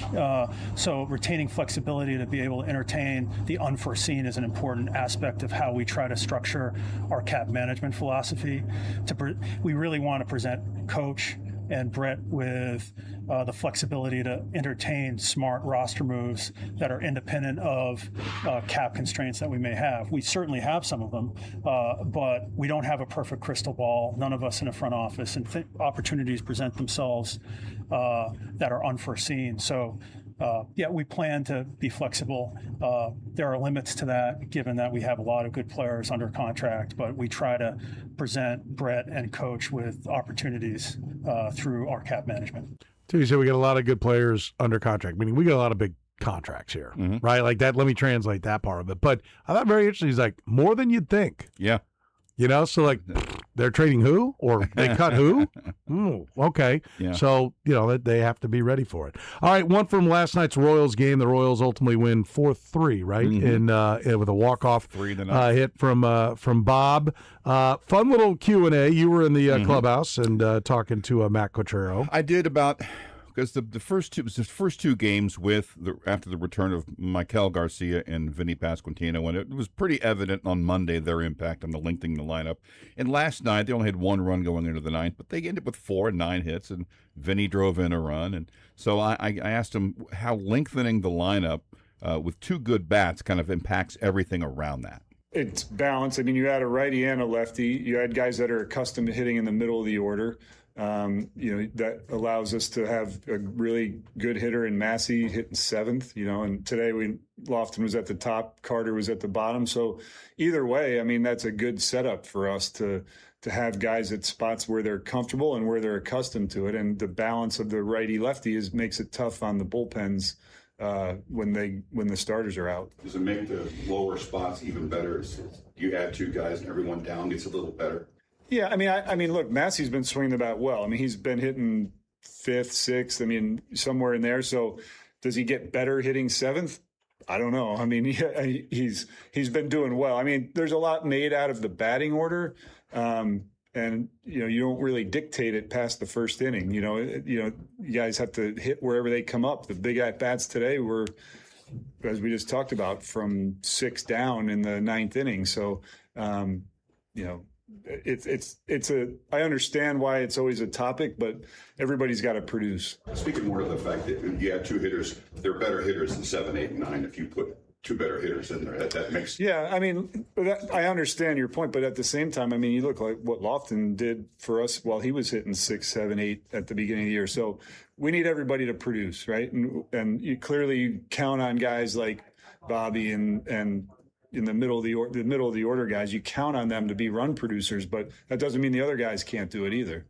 To the degree that there was a disconnect, I think it can be summed up by one point. He said, I don't think he gets any better at Massey going from 5th down to 7th. My point wasn't that he gets better going from 5th to 7th. My point is if you move a guy who is good to 7th, he's better in 7th than the guy who was there when he was hitting 5th. Yeah, I did not hear that last night, that back and forth. Because I think I was doing our Red Golden Bowl podcast and didn't have the sound up, and so I didn't hear that exchange back and forth. But I think but you and I were talking about this. We've talked about it a lot. Like you put those two guys in, you get better. I mean, he just said it. Oh, now he's hitting 7th. Yeah. And I think that's where he felt like he covered the point you were getting at. So he's like, you must be going for something else because I covered. Yeah, he's been hitting 5th for us. Now he's hitting 7th. So yes, that's where I think the disconnect was. Yeah. But I love the fact that you were going to. Finally, someone held his feet to the fire. It's you. True. Don't try to do anything squirrely on a Tuesday because Curtis Siebold will hold your feet to the fire. That's what I heard right there. So you thought he actually did address it better than I thought he did? Because I felt like even after the second answer that he thought my idea was that Michael Massey would be a better hitter at 7 right. than at 5. I do think you were talking past each other. I agree with that. And I think the reason he went to where he went to is because I think he may have felt like he already addressed that when he said, Massey's been swinging the bat well for us, and now he's hitting 7th. Like in his mind, he was like, I see. Well, I had this guy who was hitting good in 5th, and now I'm hitting him 7th. So in his mind, he'd kind of addressed that part of it. Yeah, that makes sense. But I still like you. Andy Reid would have been like, "Listen, if you're going to pummel me with questions." And you know what? Matt Quatrero didn't have a cow either. No, he just went, "Oh, yeah, I got you." Yes. Let's take a break. We'll talk to Wyatt Thompson, K-State football. The conversation next here in the program. Curtis Siebold. Doesn't that tire you out after a while? Thinking of absolutely the most clever way to say everything? On the program, weekdays from 2 to 6 on Sports Radio 810 WHB. All right, listen up. If you have any kind of plumbing problem, if it won't flush, if it won't drain, if the hot water ain't hot no more, sewer problems, septic problems, drain installation, any kind of repair, maybe even that main line that comes into the house, that can be a big, big job. Sometimes it requires heavy machinery, heavy equipment to dig it up. Well, they've got all that heavy equipment. They've got all that know-how at the Plumbing Pro. They've been solving Kansas City's plumbing problems since 1980. They're still locally owned and operated. Coach Steve started the business back in 1980. He's still in the business with the most experienced, knowledgeable staff of local plumbers you're going to find anywhere. Listen, there are a lot of companies out there that might have the same name on the side of the trucks, but they're not the same company. Most of them sold out long ago. You're getting real Kansas City people with real plumbing experience when you call the Plumbing Pro. They knocked it out of the park for me a couple of times of late. I mentioned my water heater, had somebody looking at it, said, that water heater looks rough. You better get it checked out. I did. I called the Plumbing Pro. They came in, explained why it looked a little rough. There was this, I don't know, something happened because the metal was too close and this. It's like, yeah, it looks kind of ugly, but it's fine. You are good with it. And we had a toilet that wouldn't stop running. That took about 30 minutes. They had it fixed. Thank you to the Plumbing Pro. They solve all of our plumbing problems. They'll solve all your plumbing problems. So if you've got any kind of plumbing problem, call 816-763-8200 or go online to theplumbingpro.com. Remember, the one to know is the Plumbing Pro. Men, erectile dysfunction can affect much more than just your sex life. It can create stress in relationships, leading to feelings of anxiety or embarrassment and impact your overall confidence and well-being. This is Jeff for Heartland Men's Health, and we specialize in treating men's sexual health issues to help men find solutions that fit their individual needs. ED is a frustrating condition, and many men suffer for years without seeking treatment. But the good news is that if you're like most men, we have the answer. Our licensed medical providers will evaluate your specific medical situation and recommend a plan designed for you. And these advanced medical therapies work, with treatments having success rates of well over 90%, which means you and the one you love can have great sex again without the fear and worry.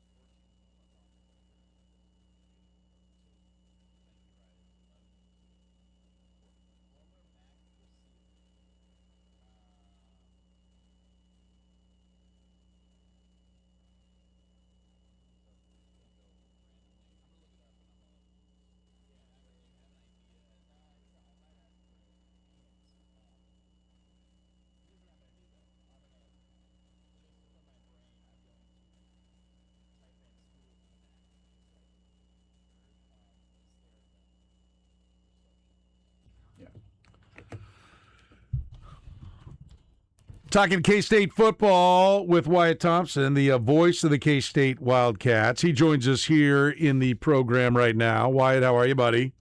I couldn't be better. How are you, sir? Doing very good, and excited for the football season to get going.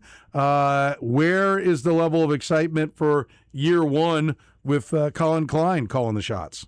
I think it's pretty heavy duty, to be real honest with you. Everybody that I talk to, I've been to a lot of places, visited with a lot of clubs like Rotary clubs, Lions clubs, different, catbacker groups, and they're all really excited for not only the new season, but for Colin and his staff and, Avery Johnson coming back. And I think a lot of people, feel very good about where they're at in the process, understanding that it's a first-time head coach. But that doesn't seem to take away from the fact they think they're going to be pretty good. We'll see how it plays. Yeah, is it easier now? We saw how fast Curt Cignetti turned it around in Indiana. Yeah. I'm not trying to say that, Colin Klein needs to go out and win a national championship. There's a lot of things that have to go right. But is it easier because of the massive overhaul, the massive roster change that happens for everybody every year now? I'm going to say yes, because so many are doing it, right? I mean, you look at the overhaul here. You look at the overhaul at Oklahoma State, and a lot of people are talking about how good they could be. It's obvious to say, Texas Tech and teams like that. We've got a really good influx of talent coming in and a lot of new faces. Many of them are transfer portal guys. Probably Wendell Gregory would be the most prevalent name that you hear the most about, and rightfully so. Big 12 defensive freshman of the year last year, and the coaches say he's done really well. He's got a lot of twitch. He's going to be great at rushing the quarterback. So, I think you can turn it pretty quickly, but it also takes what I would describe as some patience, getting these guys in here early, which they did in January, and then through spring and summer and now into the camp, and here we go. So we're going to find out. I like the way their schedule starts out, right? 3 home games in the non-con, 5 of your first 6 at home. You go to Cincinnati in that 4th week, I guess it is. So yeah, we'll see. But I'm a big believer in Colin Klein. I've made no secret of that. I think most people are. He's one of the favorites to ever play here. So there's a little pressure that comes with that, and he is a first-time head coach, and I hope people have at least a modicum of, whatever you want to say, patience, I guess is the best word, but I don't know that that's necessarily going to be true for everybody. I think a lot of people are thinking this is a team that can win, 8, 9, 10 games, honestly. Yeah, you mentioned the pressure. Curtis, were you the one that said that Colin Klein's the highest paid of all the new coaches? Yes. Or was that a Kyle? That was your stat? Yeah, that's what I saw. Yeah, and so that, listen, that number one, it speaks to the new coaches in the Big 12. Yeah, the new coaches in the Big 12. That speaks to one, K-State's commitment to to football and what they're willing to do, and their commitment to him. But I think it also speaks to what the industry said about Colin Klein. He was one of the best coaching prospects. We know, that Gene Taylor's been very open about South Florida was hot after him, and that's a really good first job, right? South Florida is, if you land that. Yeah. K-State's a great first job to get it, but there was a market for him, and I'm sure he was going to get a raise at A&M, and I'm sure lots of other people would be coming after him for high-paid offensive coordinator jobs. So, he earned that. He earned that respect. But you're right. There maybe is a little bit more expectations being heaped on him than would normally be the case with a not only first-year coach at that program, but a first-year coach, period. Yes, I agree with all of that. And, there is pressure when you're the highest paid anything, right? And people understand that he is 36 years old. But I've been telling people a lot, too. Think about it this way. He's been around the game coaching now for 13 years, and 10 of those at K-State, 1 at Northern Iowa, and a couple at A&M. I really am impressed with Colin and how he's handled things to this particular point. I get asked every day of my life, how much is he like, Bill Snyder? Well, he's a lot like that, right? Don't know that we see the same results. That might be a little unfair to throw him into that dish right away. But I guess my point of the story is this. He speaks glowingly, and I mean that sincerely, glowingly about his time at K-State, certainly with Snyder, but also with Kleiman. But also, I don't know if you've heard this so much, but he really has spoken, especially to me, what it meant to learn for 2 years under Mike Elko because he believes he's one of the 10 best minds in college football. Right or wrong, that's what he believes. Well, and I think that was such a smart move on his part to go down there, like to leave. You know, it's tough to leave home, but I know, like, you know, well, I'll go ahead and say it since I started down the road. But I catch myself. I know this is stupid, relating personal experiences, you know, to what other, you know, people at coaching in a much higher profile moment. But that's one of the reasons why I wanted to go away to school, was like, I need to go experience something else. I love Kansas City, but I'm like, I want to go someplace else and experience something. And I think that for me, that was a huge, you know, growth thing, even working someplace else, which wasn't by choice. I had to go do it. Right. But I learned a lot when I lived and worked in Las Vegas. And I think for him, that was, you know, he could have sat there, been the OC at K-State, been real popular, and probably rolled right into the same job, right? It would have been even easier because he'd already been here and he'd have been the anointed guy. But to go down and get that extra experience is just smart. I mean, that it just helps. Seeing how other people do things, you pick up. Now you've got all the good from Bill Snyder, all the good from Chris Kleiman, and all the good that you learned down at A&M. And if you talk to Chris Kleiman, he will tell you straight up that he understood why Colin did what he did, when he did what he did, and that it did benefit him. And I think you're right. I mean, national perception means something. And, you know, we talk about the SEC and the strength of that league. He spent 2 years there and had a lot of success. And I think he did grow as a coach. And, yeah, you're right. Maybe he could have sat here for those 2 years and slipped into that same job or taken the same gig if offered, whatever, however you want to say that. I believe it benefited him from the coaching standpoint just based on what he has told me about his experience there.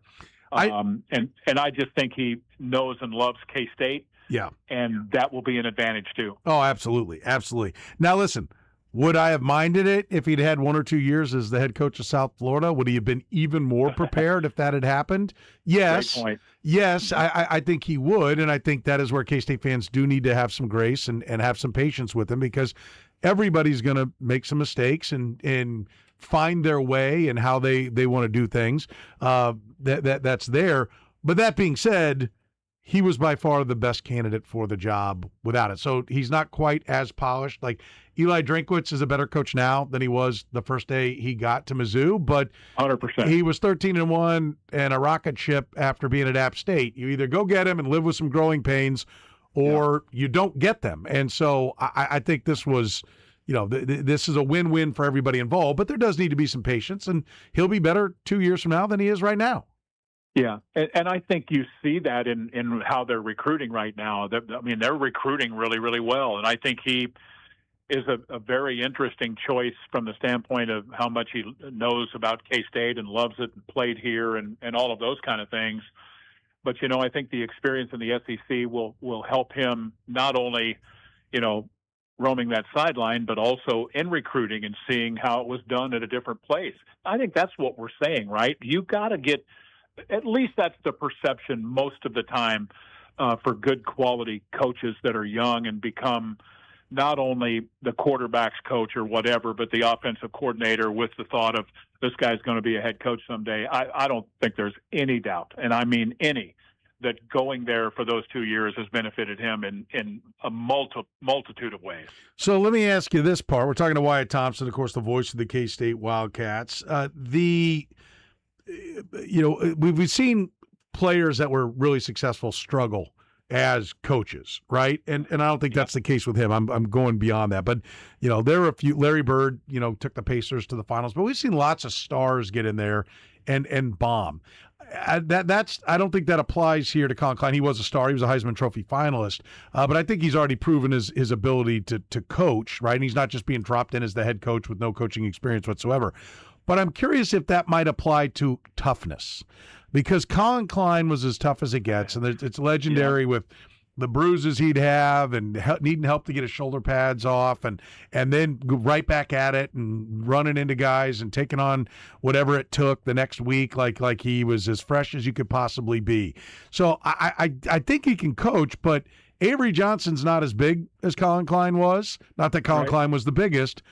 Is there some fear? Like, does he understand different body types might need different coaching? Like I like he's not going to just run Avery Johnson the way he ran, but is there some fear that maybe hey, I did this, so you can do this? I think it's an exceptional question if you want to know the truth, because I don't think Avery can line up and run the ball 30 times or 25 or 30 times like Colin did. Colin was a 6'4 and a half, 235-pound player the last couple of years he played. Avery will never be that. Yeah. They are different skill sets. But with that said, Colin has not masked at all that he wants to be a program known for their toughness, and that includes mental toughness and physicality. He'd be the first to tell you, hey, and you've heard this a million times, man. You do this for a living too. You hear this stuff.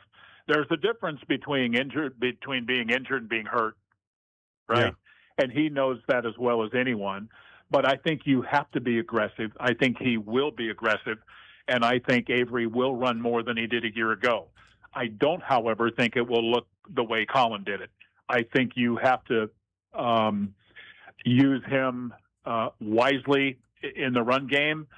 But I think if you don't run him, you're not playing into a lot of his skill set. Do you agree with that? Yeah. I mean, to me, I think he proved that that first year at Texas Tech what kind of runner he can be if you let him go. And he's, for lack of a better way of saying it, in high gear. Because if you go back and look at those scoring plays at Texas Tech, it was so impressive. And I think it excites Coach Klein to have him at least be a part of that, along with those three running backs and some of the other people they have at their disposal. That's me. Yeah, and I think you can still run and just be smart. Like, hey, you got 7. 2 guys are closing in on you. 7 is enough. Get down. Right. I don't need you to take on a big hit to get the 8th yard. 7's enough. Step out of bounds. 7. 8's enough to hit the slide. Yeah, that's perfectly said. And I think I've seen him enough in practice. And yes, they're not taking everybody to the ground all the time. That part of college football is way less than it once was. Everybody, I think, understands that now. But because of his God-given skill with the speed aspect of it and his ability to juke you a little bit, if you don't have the right angle, you're probably going to give up 5 or 7 or 9 or 10, but you could also give up 40. And that's what he brings you that others don't. And that's why I think they want to use that when they can. Is there risk involved? Yes, it's football. But I do think that they'll be aggressive with him right out of the gate. And I mean, who knows what that means with Nichols. But when they get into the harder games, I think you'll see him run more. I just do. Yeah. You mentioned the schedule, Wyatt. We're talking to Wyatt Thompson here in the program, and all those home games they have to get things started. That also means they're backloaded with a lot of road games. 4 out of the last 6 are on the road. Arizona State, at Colorado, then they're home for Oklahoma State, at TCU, home for Arizona, at Iowa State. You definitely want to take advantage of those home games, right? Like, I mean, they need for it to be the kind of year that people expect, and I do think people are expecting, what would you say, 8 wins they're expecting from this team? Like, they need to be in, 4, 5, maybe 5, 6 win range when they get to that stretch. Do you think, first of all, 8 and 4 is what people are expecting, and how much do you fear that back end of the schedule? I think a lot of people that cover the league are expecting about that. I would tell you that I think K-Staters are thinking more than that. Yeah. And that's fine. I get that. But here's the thing that I have been telling people all along. Again, all of this without saying Colin Klein is a first-time head coach. We all know that. But I think what you have to do is take advantage of the schedule because of the way it lays out early, and because when you look at all of the predictions, you don't see Tech, BYU, and Utah on that schedule until you get to Arlington. If then, right? One of those 3 teams probably will be in Arlington. Would you agree with that? Yes. There's a real solid chance of that. I mean, yeah, you could see in Arizona maybe there or somebody like that, but and I think you have to take advantage of that part. It is backloaded on the road, but and believe me, man, I've been doing this long enough. I don't take anything for granted. Colorado's a hard place to play. Iowa State's a hard place to play, as an example. But going into this year, one would think at optimum level, K-State would have a chance to win in both of those games, right? Yeah. So if you do what you're supposed to do on the front end and the back end, and that's the other thing that I've been telling people, there's there's some questions about the team with the offensive line and a couple of spots on the defensive side. But the bottom line is this: I think they can be good enough with the schedule. One thing that has to be a lot different. One thing for sure that has to be a lot different. They have to be better in close games. Absolutely a must. Or they'll be 6-6 again, or somewhere around that, 7-5, whatever. I don't know if you think that's logical or right or whatever, but they lost so many tight, tense games last year. At the gun at Baylor, at Arizona, Navy at home, all of those, all of a sudden you're 9-3, and think about the difference in what that sounds like. Yeah. So every game matters. And in this league, you're going to see, even with Colorado and Iowa State, could those be single-digit games? Absolutely, they could. I do. I love how you said K-State fans are thinking even more. I would caution K-State fans that, yes, right now those three big boys, the three favorites are not on the schedule. But also, we sit around talking about how Arizona State was picked last 2 years ago and won first. That's going to set the tone of what the expectations are. But if during the course of the year you find out that those teams played down and Arizona's played up and Arizona State's played up and Houston is played up and they're on your schedule, you need to adjust your expectations as these teams look a little bit different. So I would caution the K-State fans. I would add to that, you know what? We don't play BYU, Utah, or Tech, but we do play both Arizona State, and Oklahoma State, and Houston. I'm sure you've studied Houston pretty similarly that I have, and that dude can really coach, and they have as many people back as anybody in the league. Yeah. A really fine quarterback and a 5-star quarterback who they are going to play behind him. They have one of the best. I think he's one of the best coaches in the country, to be honest with you. What he's doing there as quickly as he's done it with Willie Fritz is crazy good. Crazy good. All right, we got Final Four time here. We got about 45 seconds, so I'll move pretty quick, Wyatt. We'll start you with this. I went too long. I apologize. How many purple ties do you own? How many purple ties? Yeah. Probably about 35 or 40. I like it, 35 to 40. Perfect. Tell me, do you believe that Brian Haney made the field goal on his first try? I do. Okay. I'm giving him the benefit of the doubt, and I love that, by the way. That was awesome. That was awesome. I agree. What do you think K-State's record will be at the end of the year? I'm going to say 9-3. I'm a little bit conservative with that, but yet a little bit aggressive with it. Okay. I like it. And then finally, how thrilled were you when Garrett Bull hung it up in 22 from running the operations there for the K-State broadcasts? I still miss him, and I love my crew. You know that. We talk about that a lot. But Garrett was one of the fun guys to be with. He was great. He was great at his job, but he was really fun on the road. Had a lot of fun with him. So, yeah, he was one of the good dudes, man. No question. Well, that makes one of us. That makes one. No, I'm just kidding. We agree. We miss Garrett as well. He was great to work with. We worked with him for years. You did as well. And he's listening today. We checked in. He's listening today. Really? He said to tell you hello. Tell him I said hi. And his dad is a peach of a guy. Yeah, I agree. 100%. I agree. Yeah. As are you. Wyatt, you're the man. We appreciate it. We'll talk to you again down the road. You got it, brother. Great talking to you, man. The program with Soren Petro. By the way, when you're telling these little stories, here's a good idea. Have a point. It makes it so much more interesting for the listener. Weekdays from 2 to 6 on Sports Radio 810 WHB.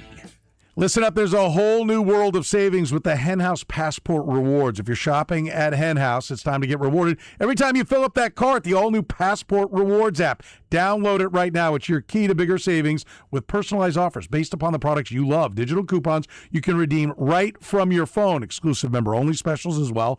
And invitations to special in-store events and promotions. It makes sure that you're getting everything you want from your neighborhood hen house. Planning the week's grocery trip? Before you shop, check the Passport Rewards app and unlock the deals that help you save more on everything from fresh produce, premium meats, to pantry staples, your favorite local products. Best of all, it's quick, it's easy, and completely free to download. So download it today. The more you shop, the more opportunities you'll have to discover personalized savings made just for you. So don't miss out. Download the Hen House Passport Rewards app today and start enjoying smarter shopping, bigger savings, and more rewards every time you visit your neighborhood hen house. Hen House Passport Rewards. Your grocery dollars should go further. Your wallet will thank you.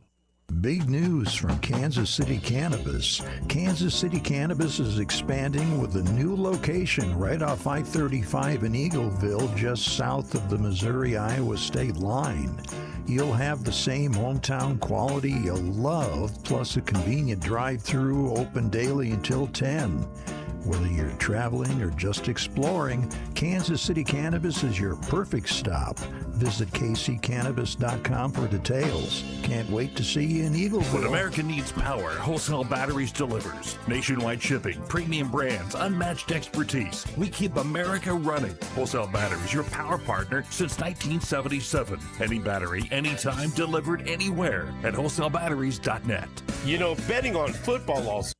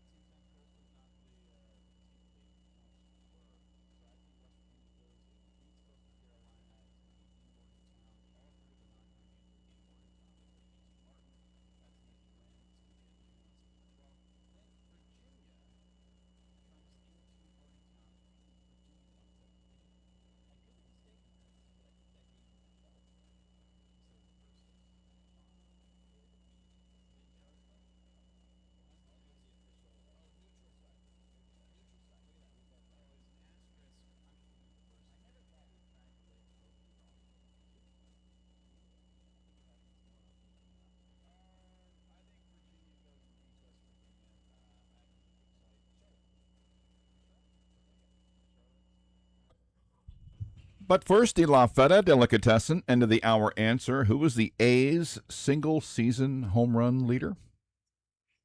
Boy, you think McGuire, he had 49 his rookie year. I think he had a 52 there, but it must not be him. Yep, you had the two numbers right. He's 2 and 3. Who was it? the Greg Vaughn, not the Greg Vaughns. Who was the guy? There are two guys that were home run hitters had the same name. Did not play in Oakland. Oh, played in Philadelphia or Kansas City? Yes. Or Sacramento? Philadelphia. Jimmy Fox? Jimmy Fox. Nailed it. Stick it. What do you think about that, Kyle? Double X with Well done. 58 for the A's in 1932. Okay, Jimmy Fox. I wonder what the Kansas City A record was. They weren't good. That's a good question. I'm going to look that up now. The Kansas City. You know what is a joke? Probably that they are not calling them the Vic Power or Sacramento something. A's. Yeah. Like they're calling them the Athletics. They're not the Sacramento A's. They're not the Oakland A's. They're not the Las Vegas A's. They're a team They're just the without a Athletics. town. Which is like if you were Sacramento and you wanted to use my ballpark, I'd be like, as long as you call yourself the Sacramento A's for 2 years. Yeah. If not, But it's just stupid. That's where you're playing. You're the Sacramento A's. This is how we do things. The town you play your home games in, that's the town that goes in front of your name. I got a buddy who's an A's fan, and I'm like, I saw a Sacramento A's thing. I go, you got to get that. He goes, no, I will not till they get to Vegas. Why? It's part of your history.